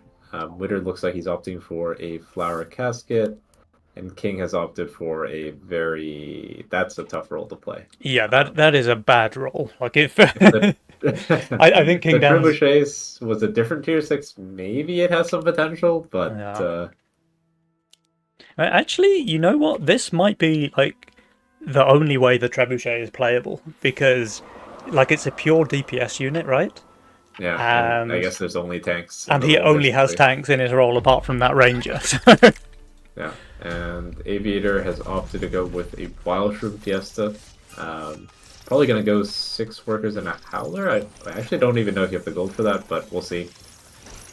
Yeah, unfortunate there for Aviator, but overall his role quality is pretty fine. It just isn't well suited to Fiesta. Yeah, I mean the Poda and the Boar are a little at odds. I would imagine he's looking to ditch the Boar. Oh, he Um, can't yeah, afford, he's so he going just goes 2 for. Polys. Okay. Okay. Well, I think he's going to league. Yeah, I can say with some certainty. Adam is going for a very safe opener with the Zerker. I Hmm. like it a lot. I mean, the biggest concern for him is wave 5, wave 7. Maybe he has perfect answers, right? Oathbreaker into Sea Dragon into Yeah. Gun for 7. I mean, that's just a really clean curve. Yep. Yeah, very very nicely planned out build path there from Adams, and we'll see how well he can pilot it. Meanwhile, we do have all of the players saving their bricks here on wave 2. I wonder Yeah, if well, we'll see that's some just 60 action on cent. 3. Yeah, like, I mean, Aviator can get to Yeah. 60, I would think. Like, Zerker is pretty slow at killing these creeps. Yeah, So, that's like, not a bad advantage. a little bit much of a leak though. Like Yeah. 58% against no send. I mean, sure he's Fiesta, but that's a lot of like gold going to your opponent. Yeah, for sure. And we'll see how he deals with this DT. It's probably obvious he's Fiesta now, right? But Yeah. King, I mean, has the perfect answer for any send. Like, very simple. Let's just get the casket upgraded. Yeah. I mean, you say it's the perfect answer. You don't really often want an upgraded casket before like wave Yeah. 7, right? Because it's just so bad on 5 and 6. But because Yeah. King's role is so terrible, there's not really much else he can do. Yeah, I mean, he's gotta build something. And this is the most guaranteed way to hold Yep. wave 3 well against those 80 cents, so it lets him push a little bit, and then on wave 5, I mean, his plan is probably like Daphne and build a bit, and oh no. Yeah. We are hitting the DT. The Seraphim is tanking stuck is on the nice. DT. It will be able to kill it, so that's something. Oh, actually, wait a second. Hold up. That's perfect. And maybe even a small leak at the end? Yep. What a beast. 39% against the 60 send. Well played, Aviator. Although, if he Knew was he would truly hold the skilled, deep he would have killed position. this one as well. Yeah. He even positioned very well on the board. It gives a lot of wild from value, actually. So True. That and the fact that he has Priestess in his role, right? yeah, I mean, there are other reasons as well. Oh, the first power mercenary of the Wow. game coming out here from Adams. That is a Robert Yeah. going the way of Widdowson. Don't think that's gonna catch him. I mean, the thing is about this is like, it's like a hard read whether or not he's going 8 workers and nothing, or he's going, second Atom. And I think it's a lot more likely he goes second Atom. Yeah. So I'm not 100% sure I agree with that kind of gamble, but We'll see if it We'll see. pays I off. mean, maybe this is a leak still anyways. I mean, the Atom doesn't really tank anything. Oh, for neither no of the one. atoms are really tanking much at all. So yeah, this should be a decent leap with the Robert killing the flower very, very quickly here. But This now it split goes is on the good, wrong though, atom. So, yeah. I mean, got him, I guess. Yeah, sure, got his guy, but it's literally one creep and a robo. So I think Widdowson Yeah. is pretty fine with the way that one worked out. Yeah, and Meanwhile, Aviator. Wow, that's really Aviator nice. leaks more to a lizard. So yeah. Yeah. He managed to get a skeleton, which preps the Azeria for his board that doesn't look that good on 5. I'm not sure if he'll actually go for it, but that could be one option for him. Yeah. It does set himself up to be very vulnerable on 7, but I think it's the cleanest way to get to a build that doesn't suck. So, oh, that also works. He's just going to get the Wild Trim. Oh, fair enough, yeah. I mean, that's a pretty good power spike this early in Yeah. the game. The canopy is not to be underestimated, honestly, especially for the first, like, what, 7 or 8 waves?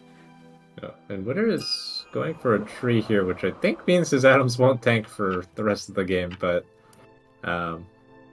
I think I would be okay with the atoms tanking on 5 at least. Yeah. But it's good enough, and I would assume after he sees this, they're going 7 together, King and Witter? Yeah, I think Aviator and Adam could make 7 work as well. I know there's going to be a big casket, but they'll easily have, like, Mimic or even Ogre from Aviator, so they should be able to kill the casket quickly enough. I do think Aviator is slightly more incentivized to send here against these units, but there is a treasure hunt. Oh, he and just he goes for the income. Okay. Well, I that's think that's really playing into reasonable. the hands of Abrasia, right? Because... Yeah, Yeah. yeah, I mean, King is going to do completely fine here, and then they're going to get mimicked on 7. Yeah. And right now, we know that he's rerolling right now, so maybe he can find an answer. But yeah, I mean, Adamas is doing a little bit of a hedge, right? Building an Bankers. Oathbreaker. He's shifting maybe to get the bunk out. Yeah, I I would guess. imagine. Yeah, He yeah. just needed to build something here. And I know Aviator loves Banker as a unit in general, and his Banker will not be making much money this game though. No, no, no. So, I mean, this looks like a fairly easy Mimic send for Witterson, and that's what the bunk will be there for. Yeah, and he sends Ogre. Ogre. So, Ogre from I mean, he Witterson. got to it. Yeah. And, I mean, Ogre is pretty good against bunk, if I check my math. Yeah, for sure. I mean, Aviator even has to sell to get that bunk in the first place. He can either sell Yeah. the Warg or 2 polys. He goes for the polys. Yeah. I mean, he could have went for... yeah, I mean, it's a very tough read to know that he's going to have Ogre and income. Because if you have perfect knowledge, then you might not build the bunk if your only goal is to hold tier. Mm-hmm. But you kind of have to build the bunk against the Mimic. These sends are pretty big though, Offmo. We've got 220 for Aviator, we've got 200 for Dams, and that Ogre is whittling away at the Punk's HP. That thing is already down. This is disaster territory, I think, for Aviator. It's going to be a massive, massive leak for him. Meanwhile, how's this Mimic doing? 12 gold, no. 15. Another one? Oh, I missed. 86% leak for Aviator, though, and almost killing the Mimic here is a Dams, but no luck today for him. So pretty big leak there as well, 70% for Dams, and a decent chunk of King HP. They don't have any King attack upgraded. Yeah, I mean, Adamas, maybe the only thing he could have done is try to get his gun to split tank more early. I'm not really sure. Maybe the Sea Dragon already healed it, but considering how close he was to killing that Mimic, just a little more tanking from the gun early could have been enough. Enough to kill the Mimic at least, right? He's probably never holding there, but he only needed a couple more attacks to kill the thing. Yeah, and we were talking about how Winter and King don't usually play for these starves early, but I mean, they can do it, no problem. And I think it makes a lot more sense looking at King's world why they're starving. There's nothing to scale into for him. So it makes sense to try and create some sort of King damage so you can try and end the game. Yeah, We for have sure. counterattack, Robo Army, like there's plenty of options in the mid game to play aggressively. Having said that, though, they do go for a round of income and King here, so not necessarily trying to close the game out hyper early. Yeah. And Witter went for a death cap on wave 8. not the best, but it is pretty good for pushing into 9. Yeah, I mean, he's also 930 value, so he can do pretty much whatever he wants on Wave 8, I think. Yeah. And just more income for everyone besides Aviator. It's kind of interesting that King is the one receiving these stars when we know that he has nothing in his role worth starving him for. Oh. So And King Downs not is about bad. to play a catapult, which would make him the second player of all time to win with this unit in a Nova Cup game. I did actually see Drakir win a game with this unit yesterday as well. I didn't see it, so I choose not Yeah, to it believe didn't that actually happened. happen. Yeah. And they just go for some more king ups. I mean, it makes some sense. Like, Witter's goal is to just hold, and King's goal is to do good enough. But the thing is, I don't think 10 makes that much sense against Daphnes unless you're getting to Ram. So are you just going 11 then? It's a lot better against, like, the death cap as well. Yeah, true. Very true.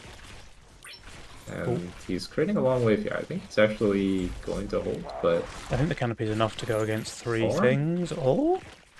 No? Wow, Okay. I mean, that's nice for a leak. That's a I mean, very he's nice getting to Fiesta Ram now. Aviator. Maybe they go off that? Yeah, the catapult probably is actually quite good against a siege ram, though. And they save. No? Okay. Let's keep stockpile. I mean, Aviator is going to go for a leak here. He's even In fact, building he's against building Wave in 11, Azuria. so Yeah. Aviator's going to leak everything here on Wave 10, I think. Yeah, I mean, good luck, Adamus. There will be a second boss coming in the middle. Yep. It's a very strange playstyle. I think Aviator has chosen this game, like, completely turbo starving after the 7, so... I mean, he's kind of sacrificing himself considering he's Fiesta and just trying to go for a one-shot type of play. Yeah, I guess. I mean, there are 2 offensive spells there with the Robo Army and the counter-attack, so kind of like it there from Aviator, and maybe as well feeling like they're behind after losing all of that HP on Wave 7, so they need to try and make something happen. Yeah, But- I mean, Adamus can handle his boss.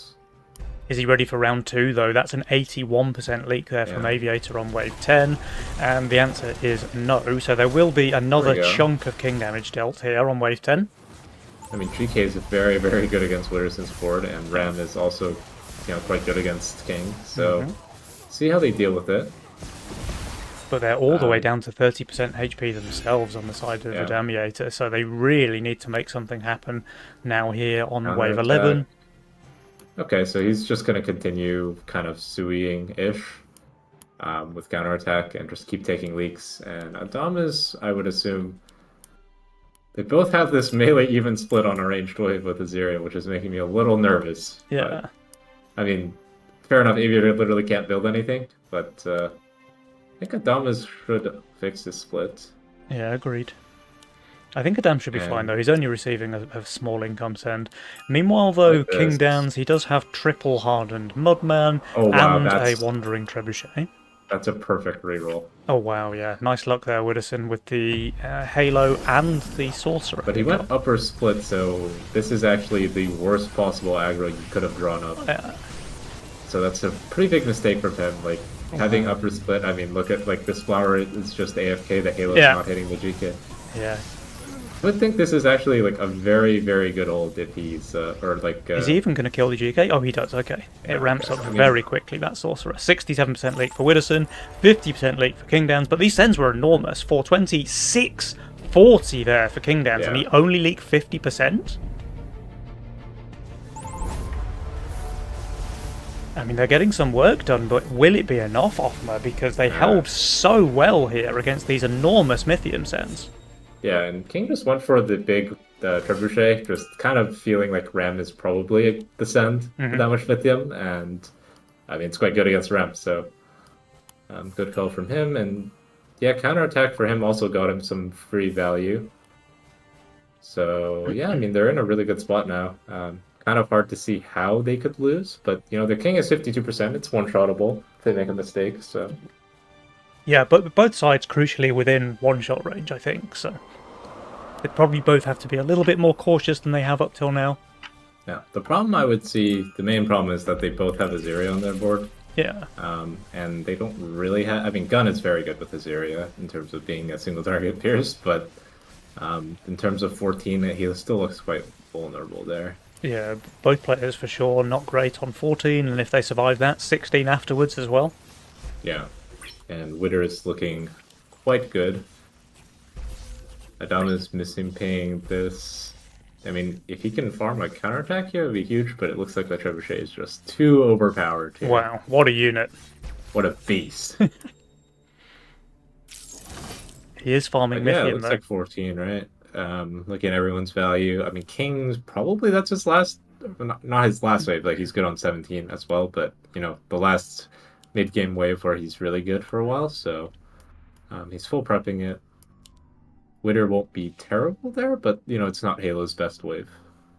Wooderson's value will just be quite low, but the reason for that is Yeah, that he has by far the most workers in the game. yeah. And I mean, Aviator is prepping what he can, but It's yeah, I not going to mean, be enough. double gun is, I mean, maybe the best he has. Hmm. Just going for full damage because his tanks really aren't that good. Very nice split tanking at least on wave 13 here from the Dams, but Yeah. that's not the crucial wave. We'll have to see if he can pull that off again on 14. Yeah, and I think this Rem is the scary thing, right? Rem is just so efficient against two guns. Yeah, And we'll see what they go for. Are they just going to match? Yeah, they they have do to. match. Okay, but it's an income Yeah. send out of Aviator. I can definitely see that into what King Dance has on the board. And Wooderson, I mean, like we said, his units are good, but his value is low. So Adams should be Oh. able to leak him. But crucially, Adamiator, they need to survive here on wave 14, Yeah. and that is far from given. And I think they need Adamas to ult. I don't think Aviator has that much of a chance. We'll see, I guess, but he's getting a much bigger send, Yeah. and his units look worse in terms of overall. Like, he has no damage, really. Well, here we go, Offmer. It's 620 for Aviator, it's 600 for Adams. Will either player be able to survive? The Azeria is tanking beautifully, does get off that second heal, but his front line is crumbling. Adams, the Azeria is now all on her own, goes down quickly, and that will be a big leak for Adams. And Aviator, yep, that's 129% leak Yeah. from him, They're dead. 59 from Adams, and unfortunately, Adamiator have lost this first game of the grand final. Abrasia, can anybody stop them? Yeah, I mean, so far so good for them. I do think Aviator had a pretty tricky Fiesta role to play. He played it pretty well up until he got saved until 7 and they died there. But wonder what they could have done differently. Probably like Adamas might have had to try and protect him a little bit better. Because after that Robo, he kind of went income, right, and kind of let Witterson pop off a bit. Yeah, So maybe something more like income 4, save until 6, and income there with Aviator, so that it kind of puts some pressure on Witter and King to income there as well. yeah. But yeah, I mean, it's hard to know these things ahead of time, right? Yeah, for sure. When you go for those sorts of plays and they're just over pushing and like incoming all the time, it looks a lot worse. But when you go for this line and they go for a long save, it looks worse as well. So Yeah, hard to know. it's so impressive to me. Like, we both said at the start of the game, King Dan's role looks horrendous, and it's probably the worst role we've seen on the stream all day. And they still just kind of make it look easy here with a victory there on wave 14. So, I mean, Yeah. even with the cards kind of stacked against him, he still absolutely he managed just- to dominate the game. Yeah, I mean, he just adapted, right?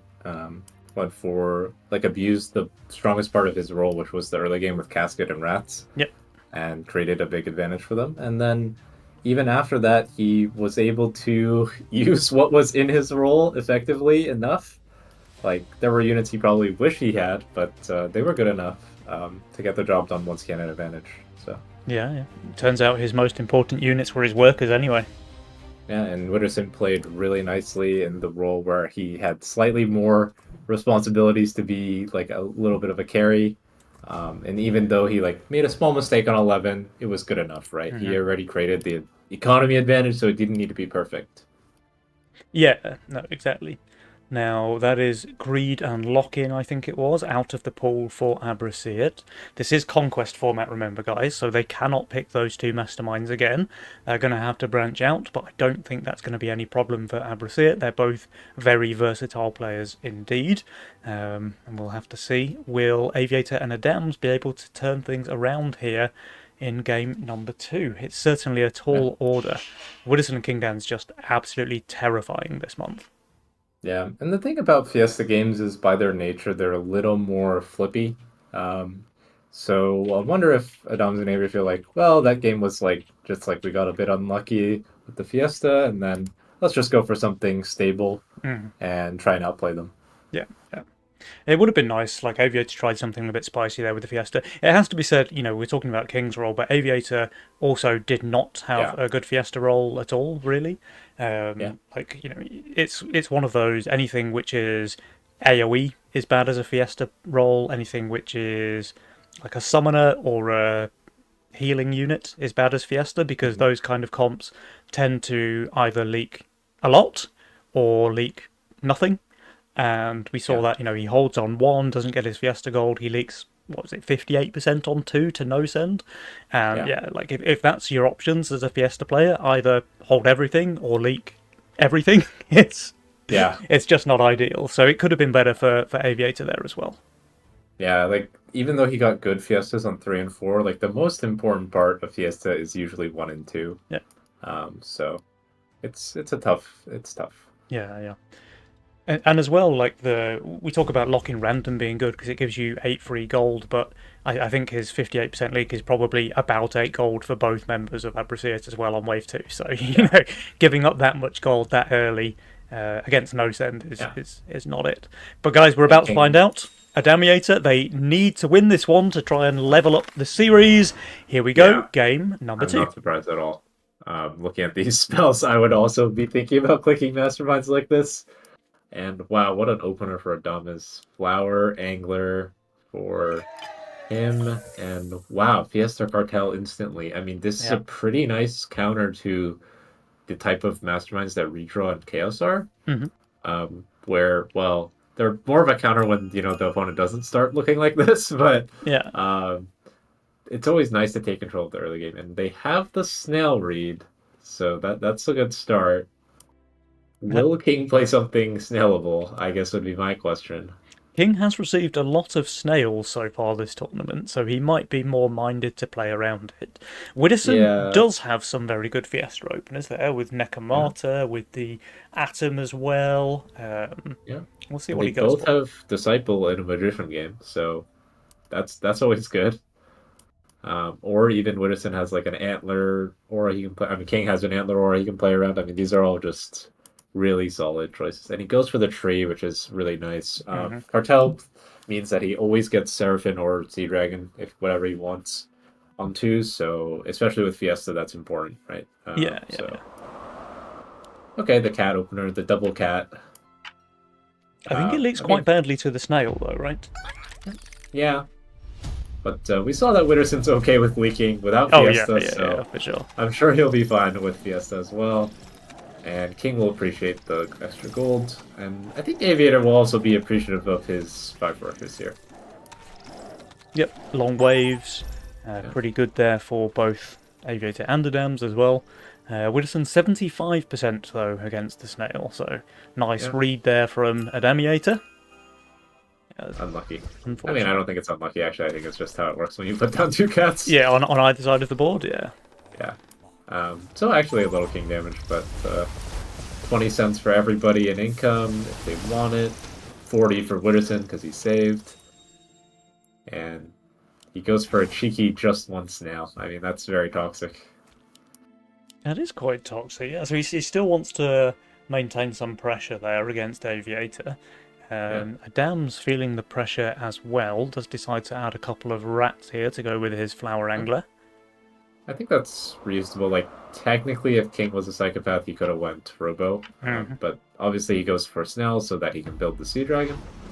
It actually goes for Double Snail because I think if he doesn't build, Double Snail actually is a leak. Yeah, with the addition of these rats, he should be completely fine, right? Meanwhile, Widdowson, pretty strong. Adam's only sent the one snail here into Withers, who and did add 60 gold, so he should be holding quite got comfortably. him. Yeah, and I think Adamas has a pretty good philosophy into when he's sending into Fiesta, where he'll just try and go for the catch them overbuilding and save on them. Because if when you get Fiesta in a spot where they can't be over pushing, then you basically completely stop the early game. Yeah. Here it makes more sense for him to push though, because Flower Angler. I wouldn't have minded him just 6 workers plus 100 rat. I think that's a lot more flexible, especially with Chaos. But maybe it feels like the waves are just going to be a bit longer now with Witterson maybe going for some more leaks. But Well, Wilson may be getting away with murder here, though. He's 210 value, just receiving a single snail. I think he would have leaked pretty badly against 3 snails, which Adams could have afforded if he chose to. yeah. And Aviator managed to find the Oathbreaker to pair with Nightmare, as well as some more juice with the Pilgrim, the Warwick, the Antler. I mean, I think he's going to keep this role for a bit. And actually a Brute here trying to catch Witterson greeting, and I think he will. I mean, he has a 5-stack cat. But 5 stacks on one of the cats, so that should at least be able to clear everything up, because the Brute should go to the right here, Yeah. right? So the thing is, he has 270 value on his board, so he's probably still leaking like 60% or so. Yeah. But King, he's ready. He's got a nice little plus sign next to his name. Yeah, but I mean, a pretty good series of sends from Adamas. Didn't give him Pro League on 2, didn't give him Pro League on 3, and presumably giving him a pretty bad leak here. Yeah, certainly maintaining that pressure. Very nice counter Fiesta play from Adams. 77% leak there from Witterson.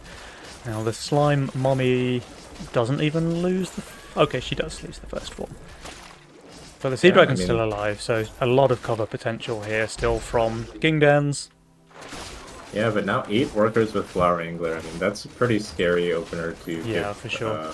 Early push too, because we all know how strong it is once you get to the Kingpin. So when you're strong before then, it's looking pretty good. And he has really good 5 answers.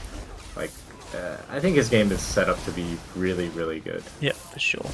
And he just nice lucked both the Sea Dragon and the Poly here for wave 5, which are both really good units here, and 6.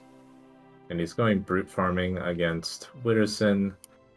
Witterson's going for a full send of his own, though, so Brute Robo's going to be wandering into Aviator's lane here. What if he can he just build this, or is he going to go Antler? I would be very tempted to just build the Oathbreaker. Yeah. He does. Yeah, okay. And I think, from what I remember, this unit is just a complete beast on this wave, but let's see. I mean, the Brute does have the potential to slow it down a lot, right? Well, yeah, that's definitely true, but I think it's just too tanky once it pops off, and the Nightmare even split tank. I mean, this thing is legit not taking damage anymore. Yeah. It literally can't die. And the Nightmare snipes the Brute as well. Wow, what a hold there from Aviator. That was impressive. Let's have a look at Witterson. He does leak. That's better. That's a very nice Fiesta from Witters. 29% too much against gold on 4, right? I don't think Aviator is going to be able to build that without selling the poly in a lot of cases. So just like kind of the donation of gold, letting the enemy team play a lot easier. And King is going for a set of his own now, targeting the wave 6 weakness of these units. And will he click the sell button? Adams does look very, very bad here. He could go Yuzora with Sea Dragon. That's always pretty solid, but honestly, I would be tempted to have sold. And just go for the Sovereign? Yeah, just get the Avenger. It's really going to be good with Hero, and guaranteeing a hold here is just broken. But if he got income, then you would feel pretty stupid. So we'll see how he does. I mean, if he holds well with this, then, fair play. But I don't think it's going to be that good of a hold. Yeah, I mean, he just has no damage on the wave, right? Yeah. It won't be that good of a hold. He is going to kill the Ints, at least. Yeah, I would have for sure been happy with... I mean, even selling for Kingpin... Oh, God. Wow, that is 101% leak there. Kingdans does leak 67 to the Dragon Turtle, though, so... Yeah, DT on 6. Yeah. Yeah. Maybe Well, killed his Sea Dragon or something. I he would must have imagine is the done. only way. Yeah, he But must have his done. units aren't that good. Like the Oh. mummy is, but he's very low value. Actually, Aviator is able to fully cover Adams' Yeah. leak, while Widdowson is not. So, despite the 100% leak there on Adams, it is Abrasiat who take king damage here on wave 6. Yeah, I mean, realistically, that's the last wave where Adamas is really very worried. Obviously, he's not amazing on wave 7 as well, but King is not really thinking about going for chain leaks because he kind of needs to recover his own income. And he's having a crisis of what to build here. His gold doesn't really look good for a lot of things, so goes for the Disciple. I was surprised. I thought he was going to build the Disciple down here, but maybe he's just going to use an Antler Aura there later. Yeah. Widdowson and minus even gets- 200 value on this wave. He is pushing his limits, it seems, but with a 7-stat cap, Yeah. should be fine. And really kind of nice positioning here from King here. Getting his Disciple to split tank using by dragging the split a little bit into it. Yeah. So pretty well played there. Because otherwise it would have been tricky to get the aura plus have it split tank. And Adamas went for a plus 80 here, maybe expecting a resend, but King just has a perfect read on him. Income into the Kingpin player now. Mm-hmm. Wow, that is a unit to be built on wave 8. Is he changing his mind? Yeah, I think that is almost too reportable. Like, I would rather build an alpha male or He that. goes Yes, for this the looks much, chieftain. much better. I would be okay with buffing the chieftain this wave and trying to let it tank a bit more, but I think it should still tank fairly nicely here. We'll see. In any case, I don't think that whatever has happened has been too bad for them. Like, their lead is still there. And yeah, the chieftain does tank nicely even without the extra buff. Yeah. In fact, it's kind of perfect split tanking there Yeah. on the chieftain. What a beast. The extra HP would have been wasted. Yeah. And should be doing just okay to his power mix, so even more advantages for them. The big thing the King and Witter have going for them is that King is super duper pushed. Yeah. King has And- very high income actually with 154, while Adams Yeah. is all the way down at 112. Part of that obviously is the cartel, but I mean, he's 18 workers, like his income is going to keep snowballing. Yeah. And that's exactly what he needs to do this game to kind of take over, right? However, Aviator's actually on fire here on wave 9 after holding that 220 send on 8. Yeah, I mean, he's also 18 workers now, and he's got more Mythium saved, so I think it's a pretty bad spot for Witter and King, but, if there's anyone who could do it, it's them. Yeah, I mean, we've seen them come back from worse odds than this just yesterday, so we'll have to see, will Adamiator be able to keep their foot on the pedal, not let up any steam there for King Downs and Widdowson to come back. I think that Jules's the win percent chance really favors Mythium. I think perhaps a little too much, but so I think it's always important to remember that, like, if one team is saving, they're probably going to have a higher win percent chance. Yeah. And it's not And always they the went case. for Mimic, yeah, and I don't think it's always the case. Like, I'm not sure this game is in 78-22 state. It doesn't seem 'cause you quite can't- that one-sided, especially while King has so many workers and so much income. Yeah, I mean, obviously, if they leak huge here, then okay, fair enough. But, and they might. They don't have the best units here.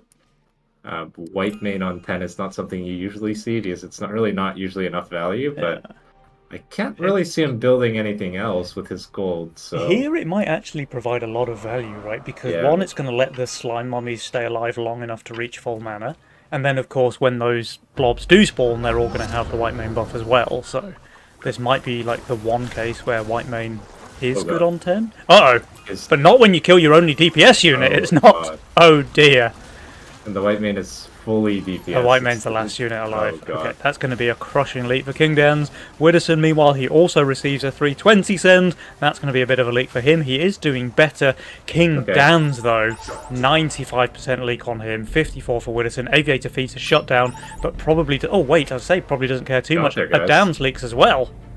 Now they care a yeah, bit more. not optimal, but, the enemy king is kind of getting munched. Yeah, they're Um, losing a lot of HP yeah, here. okay. I think 80-20 is a bit more reasonable now. Yeah, But yeah, I Abraceit. think pretty much nightmare aggro for king. That was crazy, actually, with Yeah, his the disciple getting imps focused. spawned, I think, so far left that everyone ran up here, and then the boss was just wrapping. That's Yeah, really unlucky. yeah. And pawn shop for aviator.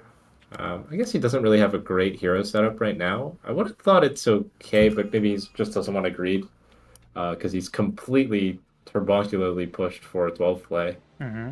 And I think Adamus is as well, so pawn shop makes plenty of sense here. Adamus greeting his hero, waiting for something to put down next wave. I think that's fine. Hero, obviously the choice for King and Witter. The most value in the board. Magician's a little too greedy.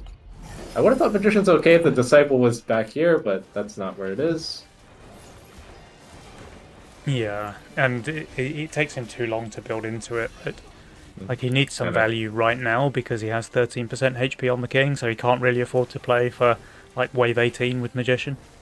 yeah, I mean, the only way for Adamus and King or Aviator to lose here is somehow the enemies hold and somehow you don't, Yeah. which is very unlikely Well, they're with this about to kind of test push. that. They have gone for this wave 12 send. Oh, Oh, and Widdowson leaking to no that send. is, well, I Yikes. mean, forces the issue. Yeah. Um, so income makes a lot of sense here. Try and live.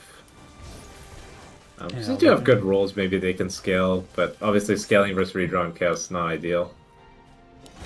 yeah, Um, they're both quite undervalued as well, and I was thinking like King Dan's could maybe have done okay. He's got good tank value, but his only real damage is one Boom Tree and a yeah, and Disciple. one disciple. Yeah, which he It's needs always to keep alive this time. yes. You maybe would consider selling one poly. Yeah, he does.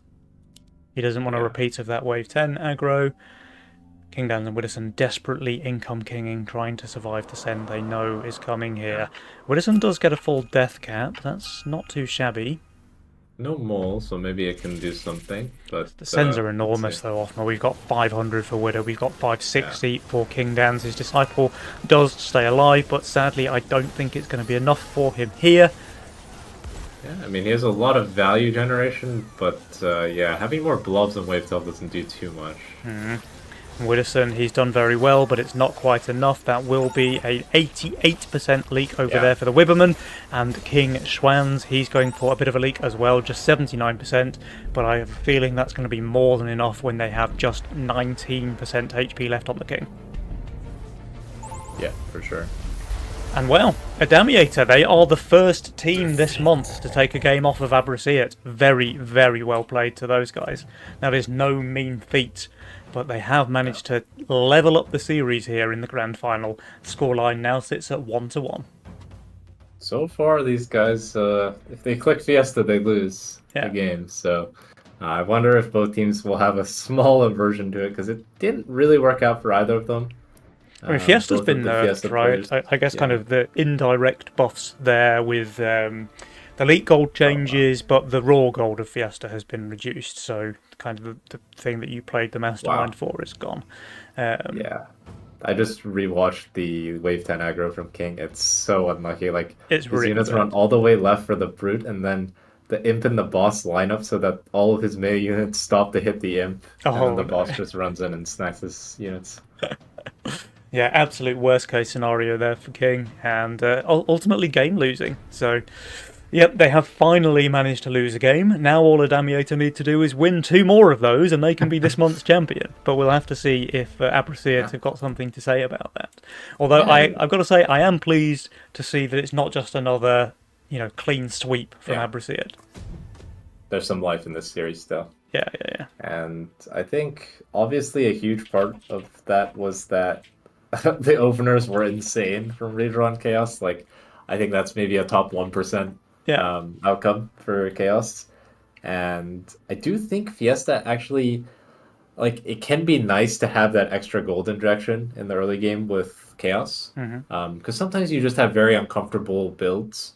So when you can get out all your important units, it's just really nice. Like, Aviator getting to a super fist on 5 and holding the send, right? That's not a normal thing in some games, right? You can't always be 7, 8 workers on 5 and hold Yeah. a big 5 send as with Nightmare. So when Fiesta injects that goal in the game, it makes it slightly easier for like Chaos and Redraw to get to their power spikes, even Mhm. if sometimes the other outcome is like Fiesta player just completely starves you and you have no answer and you lose the game.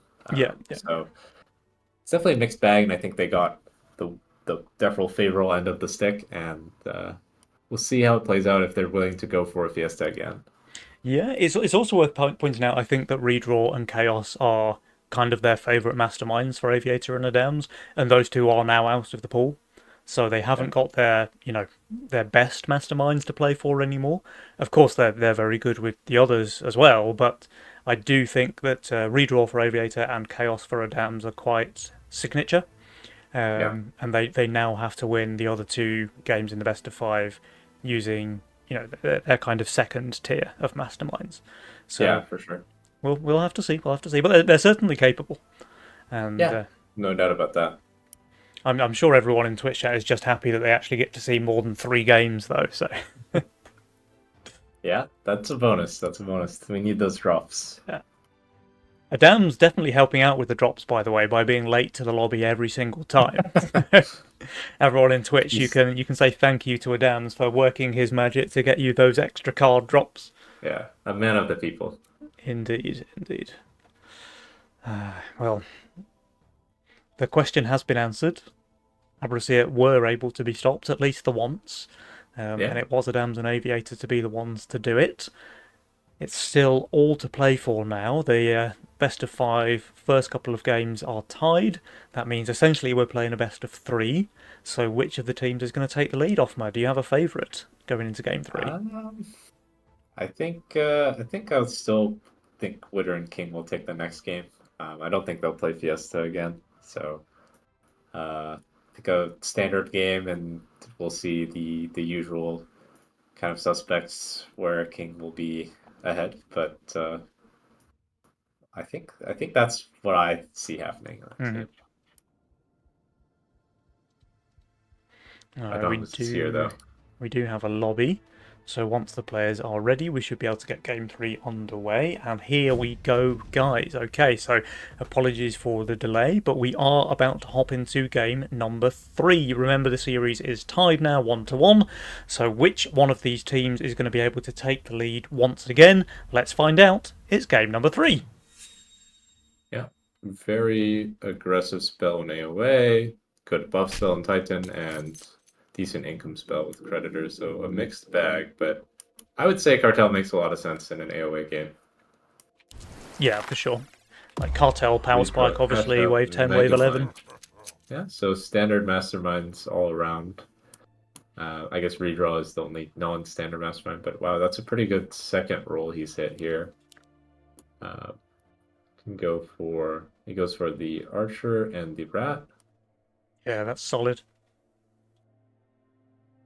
And we have an APS DK for Aviator if he wants that, or an APS Nightmare. Or some flying units. I think he's got a mixed bag here. Nothing too crazy, but. And I think the same for Adames. Nothing super standout in his role, but.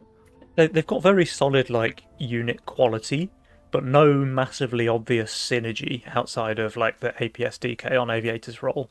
But if he does go for Yeah. APS DK, what's his early game then? Yeah, it's tricky. Looks like he's gonna prefer to go for a Nightmare into question mark build. Mm-hmm. Well, he can get like a mask and a skeleton on 3, big skeleton on 5. Maybe that's his plan. Yeah, that's a lot of pierce damage and a lot of like swift armor as well, though. Yeah, it's not ideal. I mean, maybe there's a world in. Oh, they got double snailed again, but should be fine. Does Tempest hold a snail, like with only a Peewee?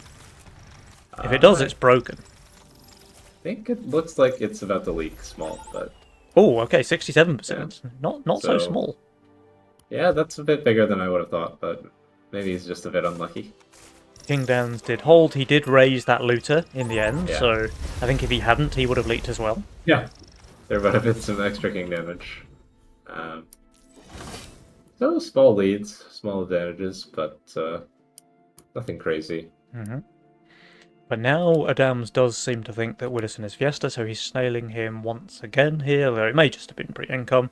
Widdowson going for a snail of his own, but he's on very, very high value now. 200 value with 5 workers. That's the strength of cash out. Yep. And Aviator goes for a post-income snail into a king? That's interesting. Will it work Does out? King he- didn't add anything. I mean, unless the game has changed significantly, I would think that's just a hold, but It is just a hold, yeah. Okay. that was a crazy decision. Yeah, Okay. interesting one there from Aviator, just deciding to give King Downs an extra 4 gold. Yeah, a nice guy. And Aviator couldn't really push to that snail, actually. Look at his units, so here we are. I think he might be in his reroll, actually.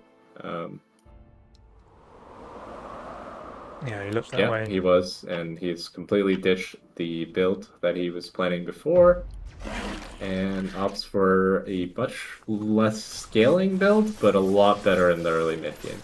Yeah, for sure. Which is kind of what they're playing for, right? If they're going for cartel into, like, close the game on wave 11. Yeah.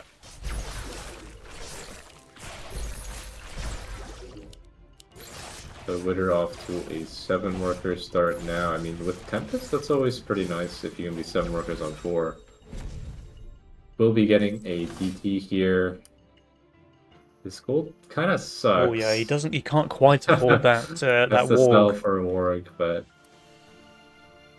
I'm Wait, sure he'll he- bite the bullet. Well, he has to sell for anything at the moment. Yeah. Building would be good here, I Yeah. think. Sea Dragon, that works. Or? Okay, goes for the second goal, just so that has potential to split tank. Let's see, he does Yeah, get it's a full 60 send, actually, yeah. I think with the Sea Dragon, the Tempest should just be tanking like a beast. Yeah, it looks that And- way for sure. Problem, I guess, would be that the Sea Dragon isn't going to tank anything. It tanks 1, I but think takes 1. I mean, 1 is good. It's 1 yeah, enough. still No? a bit of a leak though from Widdowson, so Yeah, I would have thought that Warg is just a better ad here, because you probably have to build the Sea Dragon anyways next, so... yeah.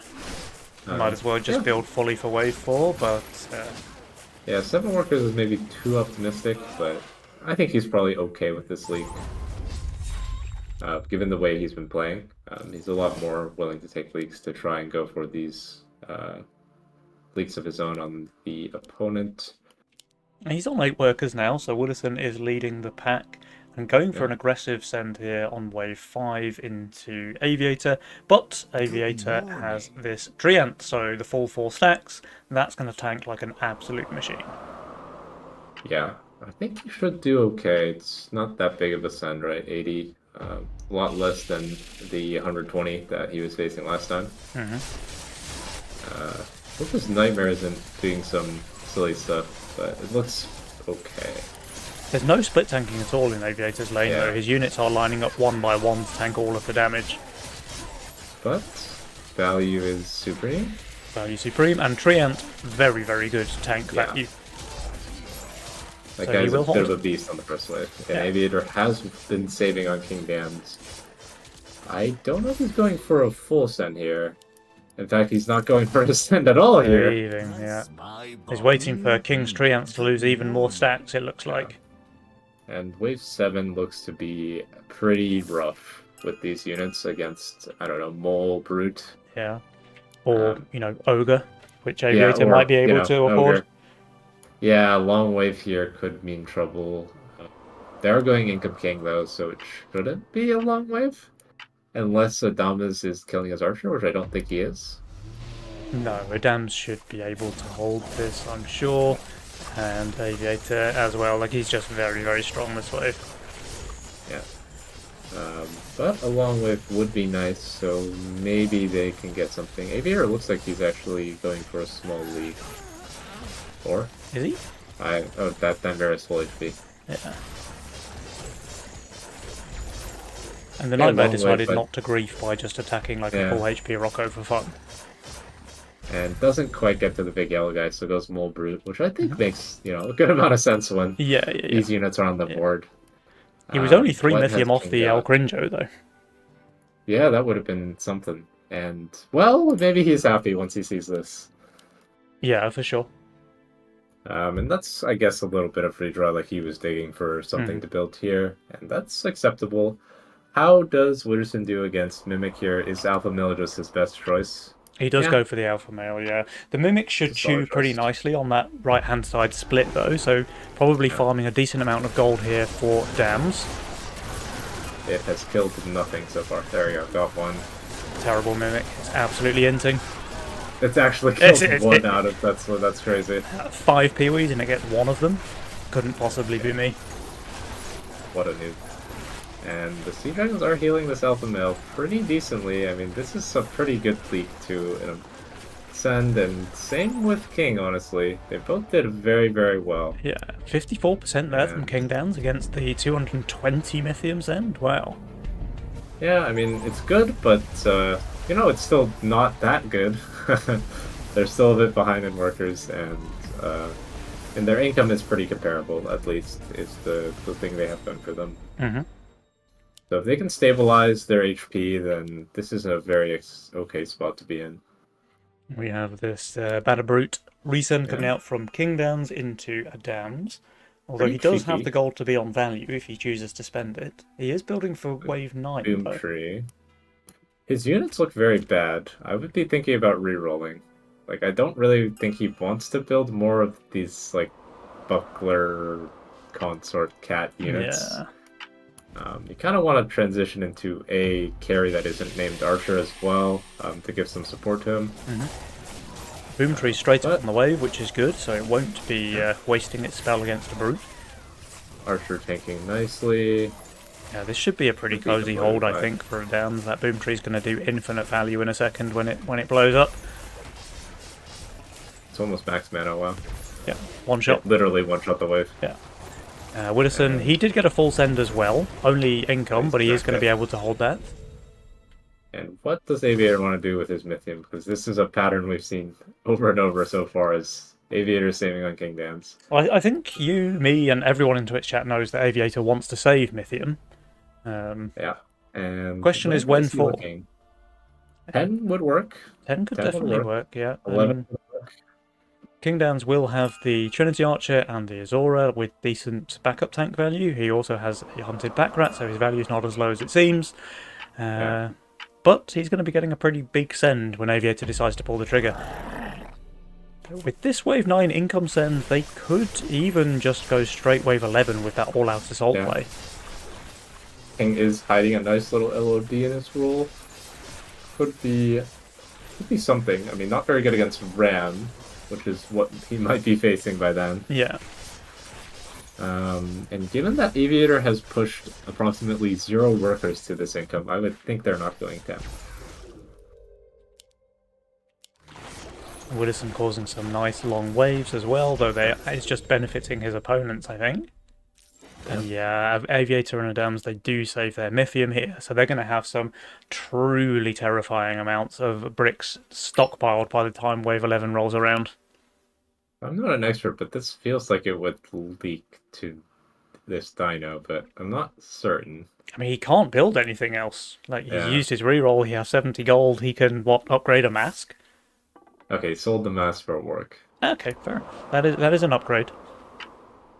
Or, that's not work, sorry. It's still an upgrade on the mask. Yeah. We'll see. I mean, the regen canopy is obviously better the less send you get, so Yeah. I mean, it literally can't die. literally can't die. I mean, it's almost full HP. That's pretty good. The dino's being ignored by everything on the left as well, so he is able to kill the boss. Looks fine. Yeah, that's a hold there for Aviator. Adams is already held. And now?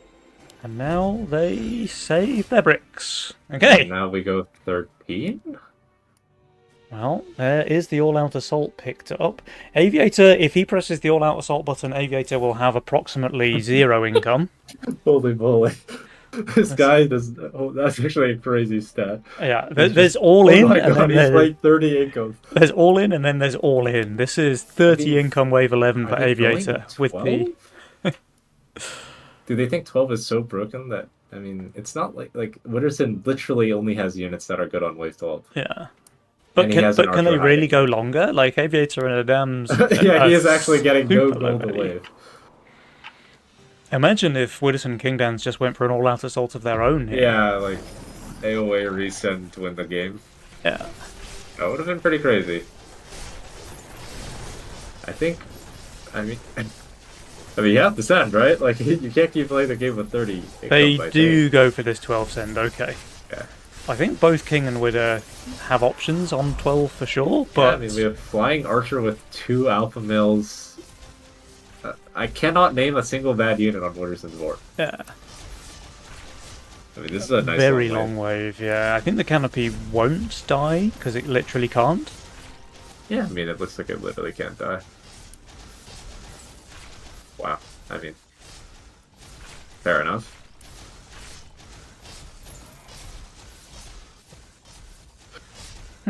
Yeah, literally can't. That was a And very, he, very long wave. wow. He just got to 680 in income on 12. I mean, okay. It's not even nice luck because he's rerolling for it, but I Yeah, mean, fair enough. He got it pretty fast. I mean he re-rolled once. I think, Yeah. I think he'll be happy with that. The question is, what are you supposed to build here? I mean, he's got 256 gold. He can't afford like the Yeah, he's Trinity just upgrade. going. He's going to try and keep the wave super low HP. I think is his plan. And just have very Two high boom tank trees. value. Okay, fair enough. Yeah. I mean, full imps into double boom tree is like okay. That's pretty good. That's a choice. But these are some pretty big wave 12 sends. Oh, we've got 700 against Widdowson, 740 for Kingdowns. Will either player be able to hold? Widdowson certainly not, and Kingdowns not far behind. That's 117 for the King, 140 Huh? for Widdowson. Will this be lethal though? He King's got the wave creeps are very quite low. low. Yeah, that I think that was his goal, right? To try and do as much damage as possible with the wave to live. Yeah. Will it be enough? Uh, The King is wow. dead. Wow, okay. That's actually crazy to me that they just died. There. One shot them here with like a almost full HP, fully upgraded King. Yeah, a Damiator. Yeah, I mean, I guess those are Jeez. some pretty big sense. Yeah. Yeah, that's kind of crazy to me, man. Like a Damiator, after Abracet have been able to just wade through the competition with like little to no resistance, they're coming up against some very difficult games here in the grand final. A Damiator now not only taking a game off them, but actually in the lead here in the grand finals with a 2-1 scoreline. Aviator and Thought the Adams. 7 wasn't enough king damage to be like meaningful, but Yeah. yeah, turns out 30% is good enough when you can one shot them on 12. Yeah, So really good cartel pick from Aviator. I think he kind of like he carried the flow of the game very well. I mean, obviously Adamas played extremely well himself, because he didn't save as long as Aviator and still ended up with the same or more Mythium, right? So yeah. took advantage of Aviator just completely keeping King down. So Yeah. very well played. Talk about all-in plays though. Like this is probably the biggest all-in that we've seen for a while. Yeah. With Aviator going all the way down to 30 income there on wave 11, taking the cartel penalty, taking the all-out assault penalty. If that didn't That's a good one. work, I mean, he was out of the game if that didn't work, right? But Yeah, not only did it work, it just one-shot them on wave 12. So fair play there to Adamiator. they're switching the send order. I don't know. I mean, I don't know if that's intentional or not, but I mean, technically, it's not. They don't. It's not their choice if King and Witter wanted to stop them, but Mhm. it seems like they don't care. Widdowson and Kingdown seem happy enough. So it seems like it'll be Witterson's turn to get the Aviator treatment. Yeah. Because, I mean, Aviator went for the exact same play in game one. It just didn't work. So it looks like that early king damage is basically their whole plan. If there's any sort of offensive spell, just a quick 1-2 punch, wave 12 kills them, and we'll see how Withering King adapt to that kind of strategy. Well, we're about to find out, guys, because here we are with game number 4. Well, the spell is there again. Yeah. No cartel, obviously, but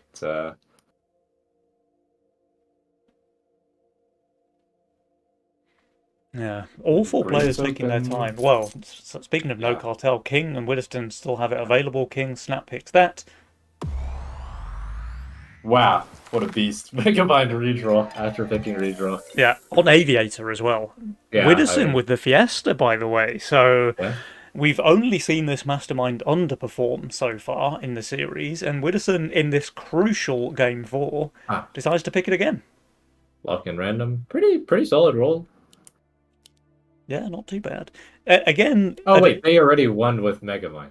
Oh, it is a uh, remake. oh, they did. Yeah, they just played it literally right now.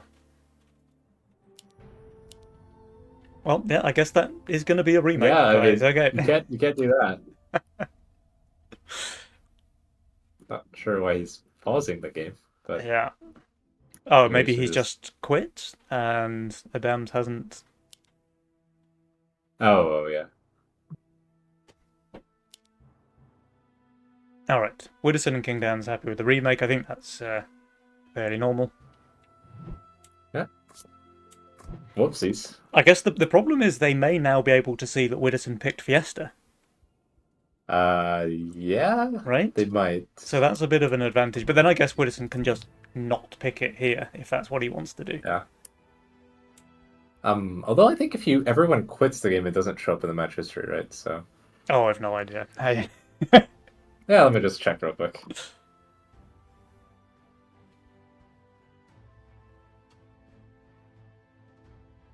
Um, But do they see an end game oh screen? yeah, Or not? they do see it. They do see it. Yeah. Okay. I mean, technically, Adam has also revealed some information. Oh, with his Luck and random. looking random, yeah, yeah. Bit unfortunate. Well, we probably won't get to see All Out Assault again, unless Jules is truly smiling on us. But we'll have to see how the cookie crumbles this time around. But yeah, a bit of a false start there, guys. So apologies for that one. Hopefully we can get Game 4 underway again, and hopefully there won't be an oopsie this time around. So we're in the loading screen, and we're going to get game number 4 underway as soon as possible. All right, here we go. Hopefully the players can pick the right masterminds this time. Yeah, I mean PTA. I mean, good enough, right? At PTA, yeah. Quite a bit weaker than All Out Assault, though. I think it is like 45 Mythium less, right? Yeah.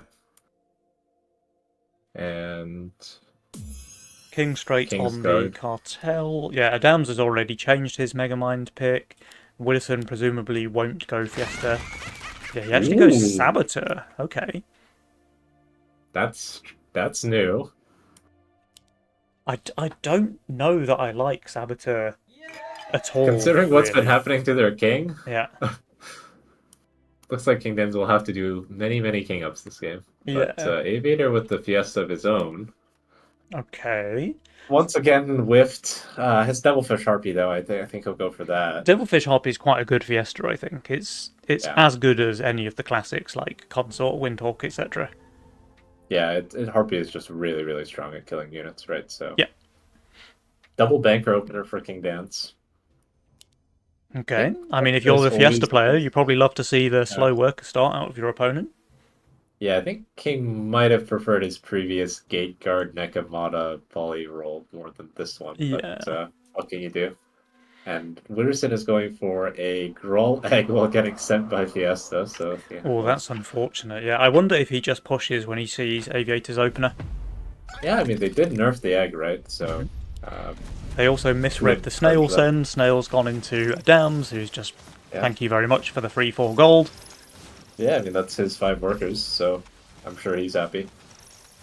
And he has Nightmare Oathbreaker, Sea Dragon, so really strong early game for him. Obviously not as much late game potential, but the way these games have been going, we don't really need that. And a nice clean Fiesta leak there for Aviator, just 25%. Yeah.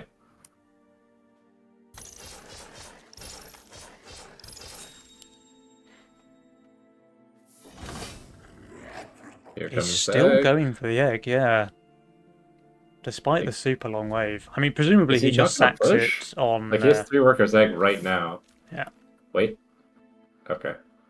I mean, he He's also gonna has try and defend very... it, I guess. He's got very good options to defend on 3, right? With Yeah. Infiltrator, Shroom, Atom, like a lot of good choices there. Yeah. Gets the Snell here. I mean, this would be a long wave just because of a Snell versus egg, but Hmm. also I think Aviator is going for a leak. Yeah, you just won 6 workers Yeah, and he getting got snailed as snailed. well. Aviator's going to leak quite a bit, I think. And a nice long wave here. Widdowson did push a third Yeah. worker when he saw the snail. Yeah, I mean, you are kind of thinking that like he could have been, you know, 3 workers for the whole Hmm. time of wave 2, but Yeah. I mean, he's still gonna get to 5 workers, right? Oh, he's actually just going to sack it now, I guess. He is going to go for... Yeah, he's just completely sacking it. I think that's fine. Like, he's getting robo snailed. Yeah. Wait, is he not going 5 workers here? Hmm. Well, you're not gonna be able to defend it with atoms against. Then he I should think have this is a stayed push. 3 workers, right? If he wants to try and keep the Yeah, thing alive. or like, yeah, okay, he pushed. Okay, just a bit delayed. But that's quite a bit of delay there for Widdowson with Yeah, just, yeah. you know, maybe a bit indecisive here. Yeah, it could have been 3 workers faster, could have been 5 workers faster. Yeah. Maybe just not. I mean, this isn't a situation that everyone gets into. Uh-oh. It's not the biggest deal, but it is, you know, minus 3 or 4 Mythium, I guess. Oh, what's going on with these bankers? They are dead, Joe. That. Well, that's not good. Oh, that's problematic there for King Dan's lead, getting both of his bankers killed against an Incom's end. Not ideal. At least he covers. Wooderson onto 7 workers now, but I mean, Aviator is onto 8. Yeah, King is the one suffering with the double bankers. Adams is 7 as well, so... Oh, he's trying to take out the bankers one more time. Alright, interesting. I mean, that is the thing with bankers, right? Once they start dying, you can easily be, you know, into a very unpleasant snowball effect where you just never get enough gold to keep them alive. Yeah, and you see Adam is shifting 50 gold. Maybe he's thinking about getting this guy. Oh, yeah, yeah. We saw how well it did in the previous game. And the Robo is straight on the Seraphim. The left banker is just completely dead. Yeah, dead against creeps. This will This be a looks leak like from another King leak, Dan's, and he's plus value as well. Leaking is really not the future, but more to the point, his bankers are losing that stacks, so no banker gold there. Yeah, and I mean, long wave is good for them in the sense that they're going for a 5 play, I would think, or. But it's not like they don't have answers. I mean, this is a big Oathbreaker for sure for Adonis, I think. Yeah, he probably has to income send for it. Yeah, yeah. He does. And he does. He's missing 2 Oh, gold. he's actually 2 gold Unlucky. short. But the send is not coming here. Yeah, I mean, he has other options, right? He can go Sea Dragon plus Steed or something. Or another Oathbreaker. Up to him, I suppose. I kind of like the Steed. I think it's just really powerful with Sea Dragon early. Yeah. He goes for the Oathbreaker. I think that's Yeah, very... I mean, that's much stronger here, I think. Yeah. But the send is not coming here. No, but there is a send coming from Aviator into Yeah, triple Witherman. There's Robo. a triple Robo, in fact, here on wave 5. Yeah, The I mean, Atom does that's perfectly not- tank the boss, though. Yeah, I mean, the Hydra's much weaker with Yeah, with a stack missing. this one. Oh, now the Atom Yeah, goes the down Atom as soon as the dies. egg goes. This will be a decent leak here from Witherman. Good call from Aviator. Just, you know, if someone is going to mess up their Hydra early, you can leak it. 67%. So that big banker might die. Oh, wow. Yeah. It's very dead. This is crushing, actually, for King Dans. He's playing bankers, and this is probably the worst possible scenario for them. Yeah, I mean, what do they want to do with their Mythium, right? Are they going to go one longer? They're feeling desperate. They do go for a wave 6 send, though. There's a Mimic on 6 out of King Yeah, Dans, and uh, Imp Brute from Wibberman. Best of luck against Mimic. Hmm. Second Nightmare, the choice here. I kind of would just like Big Oath, I think, but I mean, I think Big Oath is just very broken unit. Yeah. Especially with healing, right? Like the damage Yeah. reduction. And Second Nightmare, like, you need it to split tank very nicely. and it doesn't do that much damage. Oh, But big, we'll see. big sends though. We did get a Halo here, which even split tanked one of the Roccos, so nice play there. Aviator, still a 180 send though, and a Dams with Yeah, 200 just in his completely fell lane. over. And yeah, targeting the Mimic. Yep, but too little too late. 69% for a Dams, very nice. 75 for Aviator. 12 gold Yeah. on the Mimic. They're going to lose quite a lot of King HP here. We do have the Kingsguard, which is nice. They do, and a few King upgrades as well. Unfortunately, this Kingsguard doesn't seem to be too good against that Mimic unit on wave 6. Yeah, wow, Hitting that the is king, an yeah. insane amount of DPS, all the way down to 41%. And if the last game taught us anything about how to close this game out, we just need to do this, and then I can't even ping the wave yet. Yeah. What are you thinking, like 11? Yeah, I think 11, or I mean, I would have said 12, but I mean, there is pretty good 12 units. Yeah. PTA 11 makes a lot of sense if you just want to end the game. hmm Wooderson is very pushed for something like that, so maybe we can just see like a 10 cent to kill them, even if they have good 10 units. I was starting to get quite worried for Abrasia there after the first 6 waves, or the first 5 waves, Yeah. sorry. But that wave 6 was so good for them. They're right back in the game here. In fact, they're in the It's lead. crazy how much king damage it did. And King now with 2 bankers, I mean, if he keeps them alive, they are worth a lot of money and very good for saving with. So like And he you does basically have keep income them alive. on your board. What a beast. What a machine. Alright, Wow. full send on 8. Yeah. Yeah, I mean, this is a much faster turnaround than Aviator and King. We'll see what they can do. I mean, not the best units.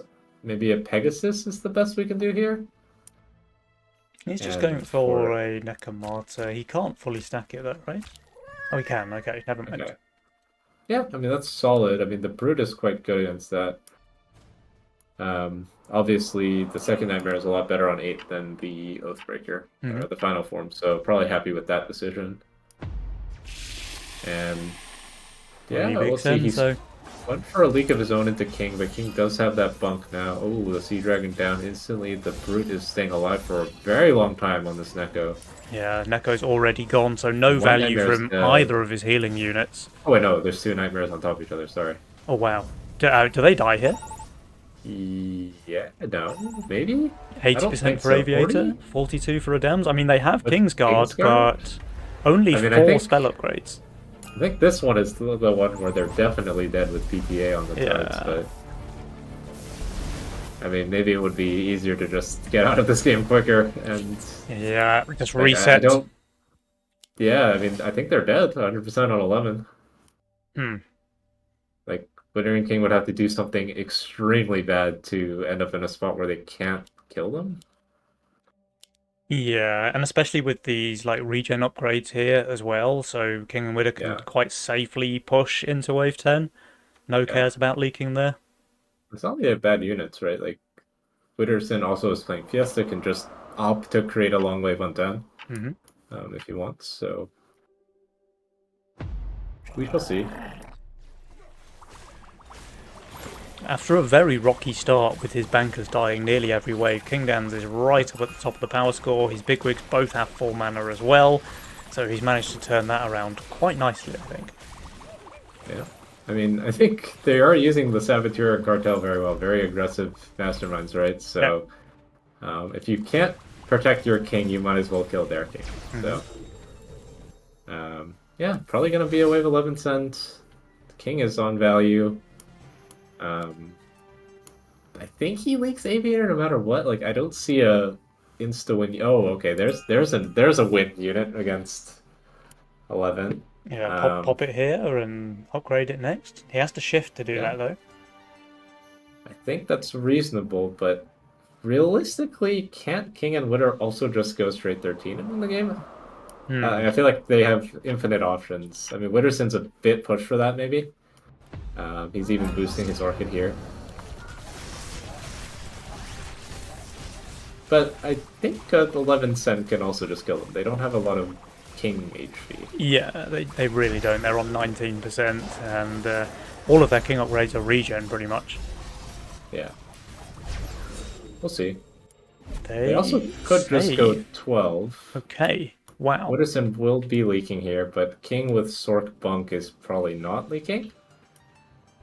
Yeah, And King should easily be able to hold, especially since it's only an income send. yeah, I mean, that's interesting, I guess. Is one way to say it. Yeah, well, the Because thing is Wooderson is now, definitely leaking. I mean, What Abrasit was... can just go straight 13 as well, right? They get Yeah. the income send here. Oh, PTA. Are they going to go full? Or are they going PTA King ups? PTA King King ups. ups. Okay, interesting. Just That desperately would have been trying a to crazy survive. read. Like PTA after income try and one-shot them because they Hmm. have no King ups. It probably wouldn't have worked because King is just so unvalued. But, Yeah, I mean, King is not leaking to anything less than 4 eyes at the very least. yeah, like you probably need 4 eyes Hermit. Yeah. Adamas is pinging that he went Sork, so maybe it lets them think that it's going to be 13. Because he didn't take the immediate Mythium, and Hmm. Wooderson took Robo Army as well. Yeah, pretty good on Adam is 13. paying that Wooderson is very, very undervalued. Yeah. Decent leak, And 57% there. I wonder if Aviator just decides to farm some birds with a resend on 12 here. yeah, I think that makes some sense considering there's not much left to do in terms of upgrading their king, but creating a longer wave also isn't too helpful. He's just going for income. But it might be a long wave regardless. King is selling to push, and I mean, they have a Sovereign for 13, but it's a lot of bad units on 13 as well. Yeah, for sure. But the sends are just going to be enormous. Like, Wooderson already Yeah. has 600 Mythium King not far behind. There's another wave, a whole wave left to go, plus the Robo Army. So we're looking at, like, easily north of 800 Mythium for Adams to deal with, and, Yeah. 700 for Aviator. The Mythium is coming. There's no doubt about that. Look at the balls on this guy, though. King has 600 Mythium and Aviator shifts 500 gold here. He could quite easily have died on 12. Yeah. I think it's just like a kind of he's sorcerer, they're rope army. 12 Yeah. makes less sense. Yeah. So just Plus the looking fact at that they're so everything. far behind that they need to take Yeah. risks. There was a brute added after income here, by the way, but Wooderson did Yeah, build enough to be instead able of- to. Oh wait, no! Oh no! Yeah. If he That's, just saved the 60, the wave would be so much shorter. This is absolute Yeah, worst and case Wooderson scenario. is going for the kill with Shaman 4 Eyes. Not usually the best send, Shaman, but Just for king think- damage. yeah. And Triple Ogre, maybe not the best send versus a Sovereign, but it's good enough. Hmm. I wonder if he should try and sell and get the Halo, although his Halo's probably dead looking at this position. Yeah, I think his Halo's pretty dead. Well, best of luck to these guys. The fact that there is no 4 eyes could be It helps, but pretty good. mean- It's still a tall order though. problem is like Triple Ogre kills all the tanks in 2 seconds. Yeah. Besides the Sovereign, so we shall see. Absolute massive sends here on 13 Offmer. We've got 920 for Adams, 780 for Aviator. Adams, I'm fairly certain, is leaking decently, so let's keep eyes on Aviator. His Halo is tanking perfectly, even surviving there, but there's only one Sovereign alive on his left side. This is going to be a bit of a leak for Aviator. Adams, meanwhile, Wow. 195% here on wave 13. Aviator's doing phenomenally well, but I just don't think it's going to be enough. 67% for him. This should be more than enough to kill them here on 13. 4 Eyes, Ogre, 5 Creeps, some Robos as well. Yeah. I mean, Kingsguard's OP, but not quite that Not OP. that OP. Abraseat. Holy moly, Offma. We've got a series on Yeah. our hands. We're tied now, 2 games to 2. Everything to play for as we move into the last game of the grand finals. This has Yeah. certainly spiced up the competition from a tournament where we've had a lot of 2-0s on day one, both semi-finals, and now the best of 5 grand final, all 5 games being played. You love to see it. Yeah, and I think just showing how powerful these early game masterminds are. Mhm. Like, Cartel just completely dominating both games that it was in. Obviously, not so much in the first Fiesta Cartel game, but Just so powerful with AOA and PTA and stuff like that. Yeah, yeah.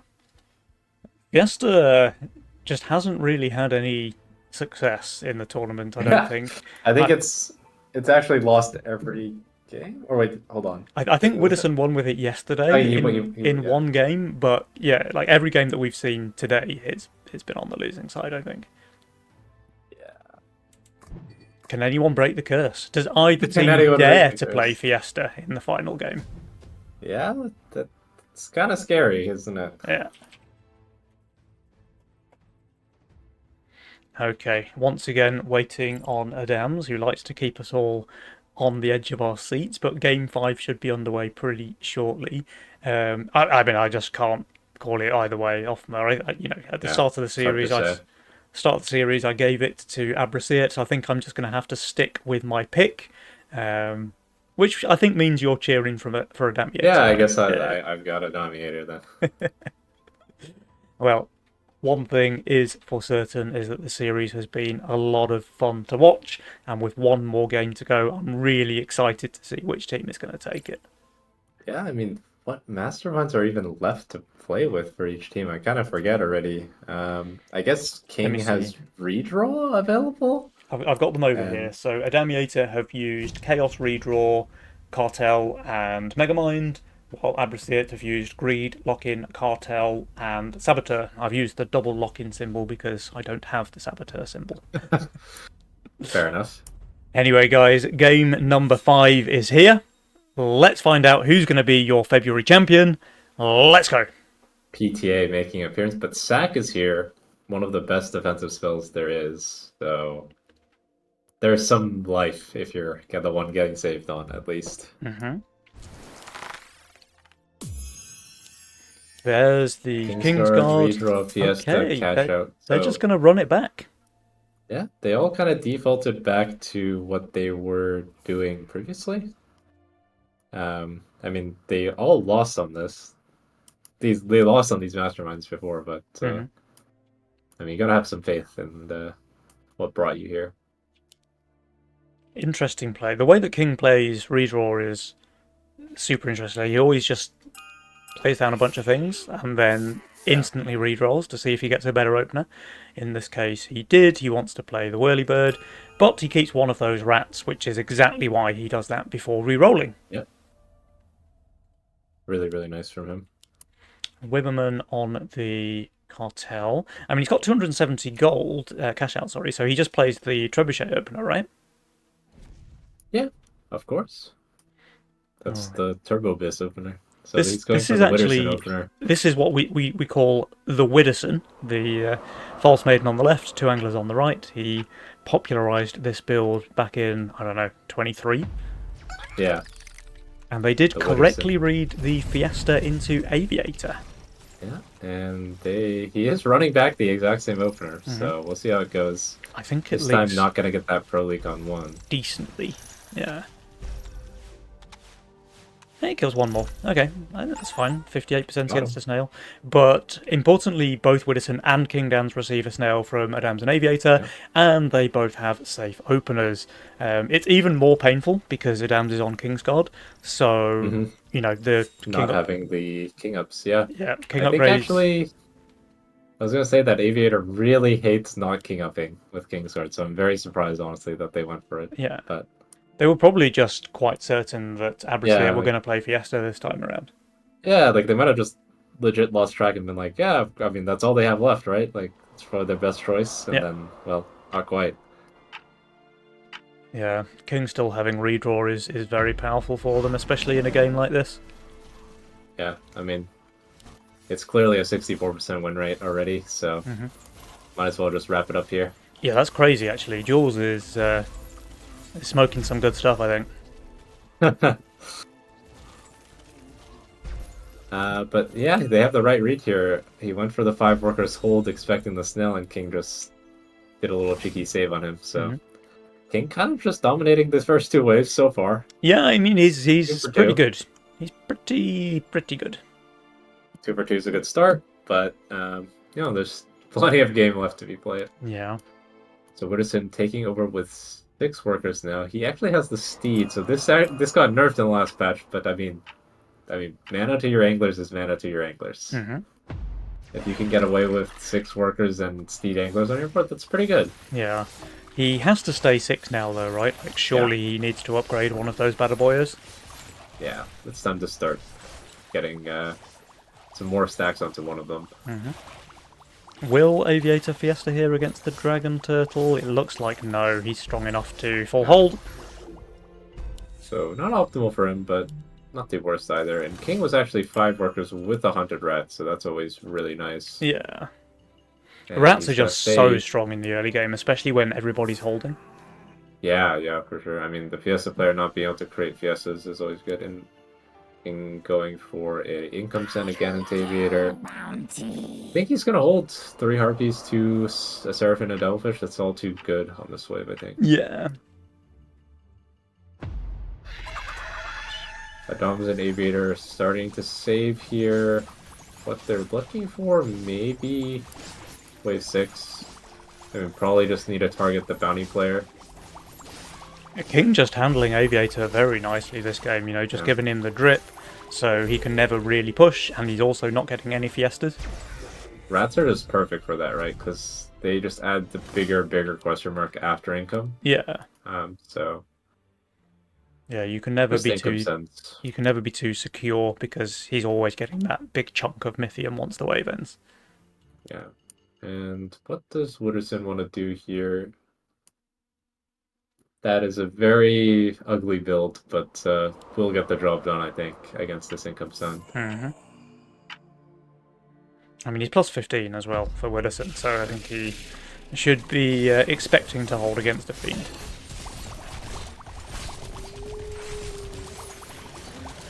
Oh, look at the Seraphim here for Aviator, just barely surviving the boss. Adamas did only send 1 Snail to King, presumably to build, so what is he looking for? Could be a wave 7 play. Could just be income as well. And it is Yeah, going to it be is income. just income, yeah. From Protecting himself a little bit. income from all 4 players. Yeah. King Dans is And- pulling ahead though. He has the highest income. He has been hunting pretty much every wave. Yep, he's 30 Mythium above everyone else, 20 Mythium above everyone else, basically. Just the power of the rat and a good player having him. And Wooderson staying on value as expected. And just going for some Income King themselves. Reasonable.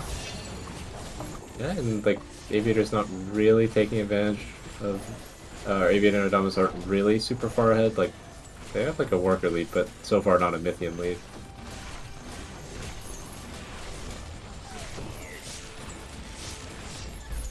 Wooderson would have been leakable here with full send, but Aviator deciding to just maintain his income, and I think he actually didn't have a brute pre-income anyway.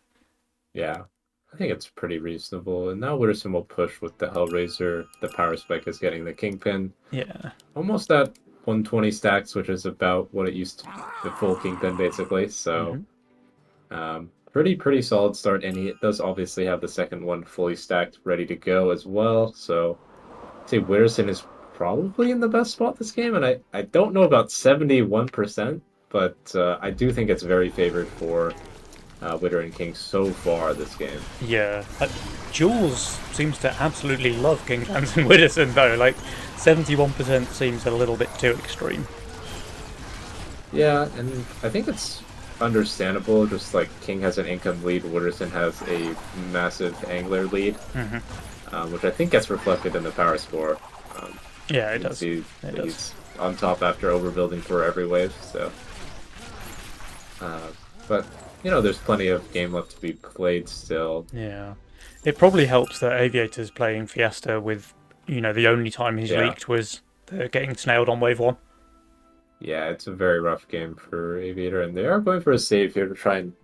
The thing is, Kingpin is the like perfect unit when the enemies want to save. Like he's not even going for Kingpin here, which is just a perfect read. He had 248 gold, so just it was like whatever. Like I'll just get the second bounty going. Yeah. So like when you're trying to break Kingpin, like what?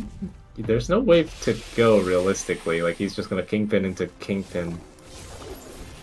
And we'll see if this Power Merchant works against Aviator. He's on value, but yeah, I mean Harpy's not very good on wave 8. Yeah, it looks like you're And doing okay. looks like The casket yeah. did cast on the wave a couple of times. Looks like a small leak, and Oh, he leaves that's 2 on low HP. oh Oh, but Adam's Waldoing yeah. over here as well. The 40% against income. This is pretty bad news for Yeah. Adamiator. Maybe The now. first save they went for just completely whiffs. So now what? Like you have to do something with this Mythium save, but you're also just donating them so much gold. And Litterson has 2 Kingpins coming. Hmm. This one has 140 stacks. Yeah, that's And a big fish. yeah, I mean, if he's, I would imagine he's not going to be a super greedy guy and just get it, but yeah, okay. And what about King? I mean, he doesn't really have the best units, especially for Wave 10. He's going for the catapult. Okay, I mean, you gotta build what you gotta build. Hmm. And it worked out so far for him in one game, this series with the catapult, so Yeah. I mean, if Jules just increases its DPS every single patch, eventually it will be overpowered, right? yeah. And Aviator's quite undervalued. I mean, are they going 10? Are they going 11 with the PTA? Looks like just a 10 cent GK 10 it and is. a million brutes. GK The looks million very brutes good. threat is nerfed, but still pretty good against these big units. Double Kingpin. You have to imagine it's pretty good here. Hmm. But at least 2 of Um, those brutes are going to be just going left on the mask, right? Not Yeah. really accomplishing anything. Yeah, and he is gonna straight focus the boss, I think, and not get stuck on the brutes. Hmm. I think, from what I remember, like 2 Kingpins probably just kill the boss too fast, but GK is a bit trickier for King. I don't think he has a single Pierce unit on his board besides this cat, so No, King should be going for a bit of a lead, but Widdowson's actually 100 overvalue, so... yeah. Oh god. It was AFK the whole first 5 seconds. The Wooderson, catapult is attacking the boss, though, so ignoring so that that's Ghost pretty Knight. nice. That might Unless he actually doesn't not be kill that nice either. for him. It might be the only way that he can leak both the Ghost Yeah. Knight and the boss. So that's really nice for him. Oh, shut down for King But, Downs. Wilburman is just holding. He is just easy holding. snack, and, I You're mean, anglers are exactly just- right. They're just so broken versus long save Mm-hmm. situations. And we get a little king damage, but I think Jules is correct when he says that this game is very, very over. 88% now on the Julesometer. They're so far ahead, economically speaking. They've farmed so much income throughout that game while they were being saved on, and then for Widdowson to just hold there on 10 is crushing. They're going for something with the PTA. I don't know if it's a PTA after income resend or what the plan is there, but maybe just a 12 play with PTA and try and catch them off guard, even Perhaps. with double kingpin. Sacrifice there for King Downs. Yeah, I'm not sure. I'm surprised he hasn't re-rolled yet, but I guess he doesn't have the gold right now. What is Wooderson taking? Giant Snails. Okay, last second Giant Snails. I honestly would have been fine with him just taking sack as well, but Yeah. I think Look at this. snowballing the gold is very, very important. I mean, that kind of value, pretty tempting to just send. 2 AFK guns And- as well, by the way, for Adams. It's going to be a very long wave. Yeah, he didn't even need them. Hmm. And yeah, I mean, it's a 12th try. The yellow guys are here. King Downs and Widdowson do save No reaction. everything. But Widdowson, I mean, he has triple Kingpin here. Another one. Another one. He's And- 30 overvalue with only good units for the wave. King has... Oh, okay. Oh, King just he goes for the sacrifices his stack, catapult. Yeah, that makes a lot of sense. And then, what do we spend the gold on? Another chieftain? Boom tree, or another chieftain? Another Yeah, chieftain. it's another okay. chieftain. And then sell and tree, or... Oh, okay, stack the cat, yeah, I mean... Yeah, fair enough. It's a good use of Good his amount of gold. value. And Wooderson raises his split so that he can keep his mask alive to do some damage. Yeah, quite a lot of damage, honestly. The Hellraiser. even if it's not stacked, it's his only ranged DPS Yeah. unit on his board. So He hasn't even lost a single Kingpin yet. Now one goes down, but I mean the other two are still alive. It's an easy hold there for the Wibberman. King Downs as well. I mean it will be a leak on the King, but really not a big one. yeah, I think we can now say that the game is in fact really over. Yeah. They needed to get so much more done than a small leak on King Downs here. Yeah. They won't even get any King damage from it. And here comes the 1310 Witterson going for the Shaman again. Shaman Snails. And King going for a simpler approach pack. And oh god. Uh-oh. Yeah, the 12 was really their all-in play, so it makes Yeah. sense why he hardened. But yeah, it's rough out there. It probably doesn't make a difference. Yeah. Well, unless there's an absolute miracle here on Wave 13, Abrasiat Yeah. are your February Nova Cup champions. Yeah, I mean, a really nice game. Witterson pulling out the Witterson to finish the game, or finish the series. So, well done to him. Boosted Orchid's gonna be Adamus' best chance here. I mean, not bad against the Snails, but you could also say the Snails are not too bad against it. Yeah, they certainly tank it. That's all they really need to do. And yeah, there's even a hunt here from Aviator. Like, Yeah, it I doesn't guess matter, gambling, but yeah.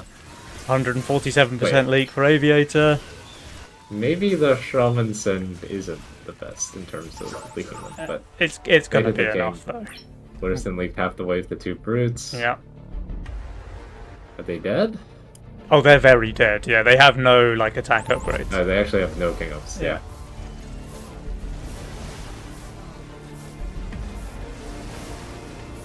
Well, that's GG's. GG's. And there you have it, guys. Your February Nova Cup champions, King Downs and Witterson. Abrasiat indeed. Extremely well played for those guys. I was a little bit concerned for them in this series. You know, Downs and Aviator certainly gave them a run for their money, but ultimately Abrasiat made it through to the end. Let me see if we can get those guys on here for a winner's interview.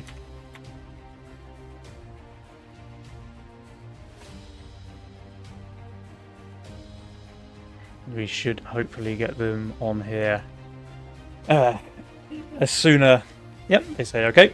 So we should get those guys up in here to ask some questions, because I'm really interested in their approach to the game now. It's a very interesting and exciting way to play. I think they've adapted to the patch very, very nicely here. Yeah. And here we go. Okay, King Downs and Witterson, congratulations. Coming in hot off the back of your Division 2 win last month. You've dominated the competition here in Division 1 as well. How do you feel? Let's go. Oh, let's Go go. good. Nice, nice. And look, I going into today with your games yesterday and then the semi-final, I was continually asking the question, can anybody stop you? And the answer was yes. Adamiator can do it, and they gave you a really tough grand final series here. I think everyone was super happy to see all 5 games being played. Were you ever worried? No, not at all. Well, if I'm honest, I was definitely worried.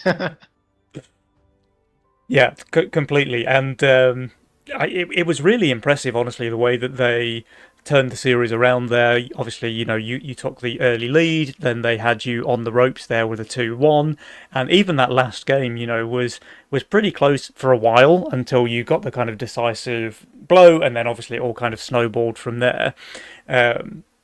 But I'm kind of interested to talk about some of your games yesterday as well, because obviously you had 4 games played, 4 victories, but 3 of those games you were massively behind in the early game. Like, we're talking 20% win chance according to Jules, and then you came back every single time and just looked unbeatable.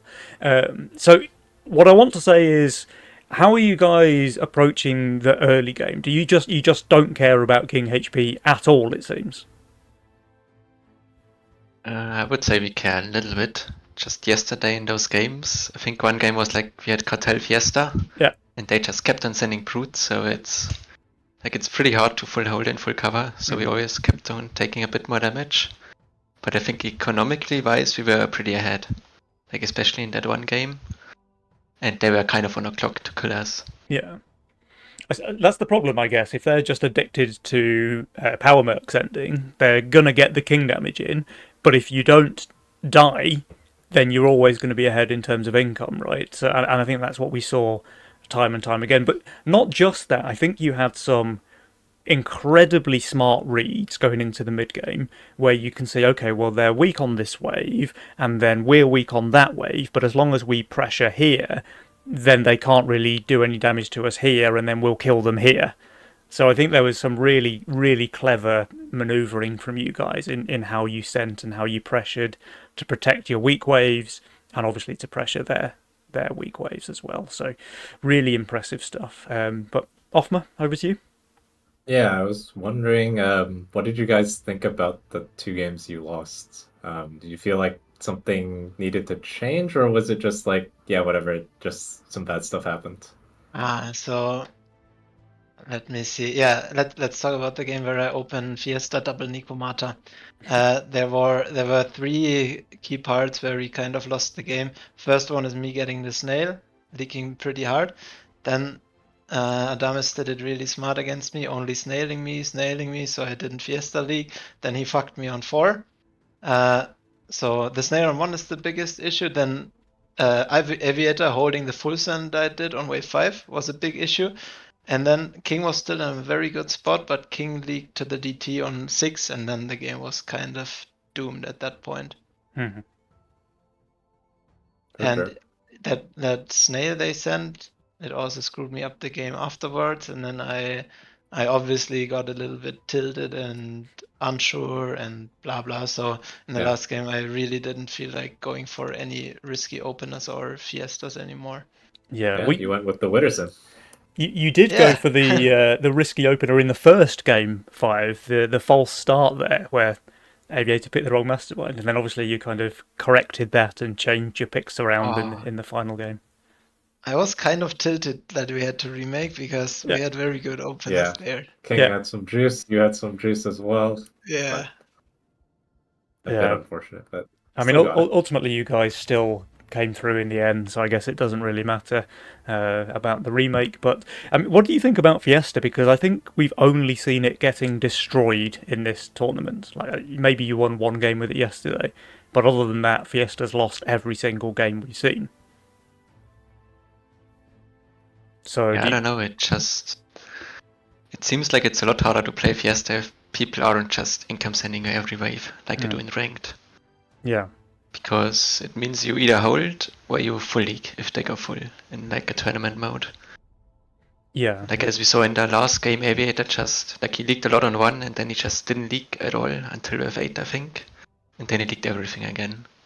So it was just really bad for him. Yeah, and that's just absolutely not what you want to do as Fiesta, right? You want to keep going for those very small leaks, the very long waves, press a worker advantage. But if your 2 options are leak everything or full hold, then you're going to have a bad time as a Fiesta player.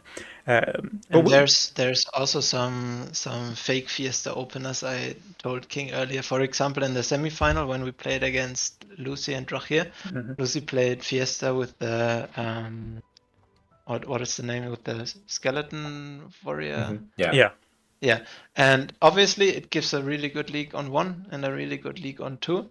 Well, it can get destroyed by snails, but it does give gold, but you're not able to push 6 workers with it, while a lot of other builds are already 6 workers on a long wave there. So the little bit of extra gold you gain there is actually kind of fake sometimes. Yeah, for sure. And especially if you've been income sending as well, because you could well have your opponent on 6 workers while, yeah, sure, you've got your Fiestas, but you're there on 5. And like you say, it's not ideal. But just to pick up on something you said there, Witterson, about how Adams handled you on Fiesta, I think it's actually very similar the way King played against Aviator's Fiesta just now, where you just kind of drip. You know, you send a snail, you send a snail, you send a snail, and then all of a sudden you send like 200 Mythium. And they're basically holding because you're constantly pressuring them until they get 100% leak and Fiesta's just absolutely in shambles. So I really Yeah. like that. Yeah, and it just seems that everyone at this level now has adapted to that, knows how to play into Fiesta, and then on top of that, like the gold that you gain has been nerfed a bit, right? So I guess it's just not in the best spot. But Yeah. talking about masterminds, then, how do you feel about the new one, Saboteur? I played it a little bit. Like I actually picked it in solo queue just to get a feeling of it. And for me it really helped because I was losing a lot of games in solo queue and I was not sure what the reason for that is. And then I told myself, okay, let's just play Saboteur and we focus on holding our waves because we can't upgrade King, so leaking hurts more. We focus on leaking the opponents. And those two things are kind of key factors for winning in Legion, right? So I think it's actually very good because you have 6 income, you get to pick your role, and it also makes you focus on 2 very important things in Legion. Yeah, fair enough. Yeah, leak your opponent, hold your waves. That's the fundamentals right there. But yeah, I mean that's really well played, guys. You know, the performance that you put on yesterday, especially when you were playing from behind. You know, you kept cool under pressure.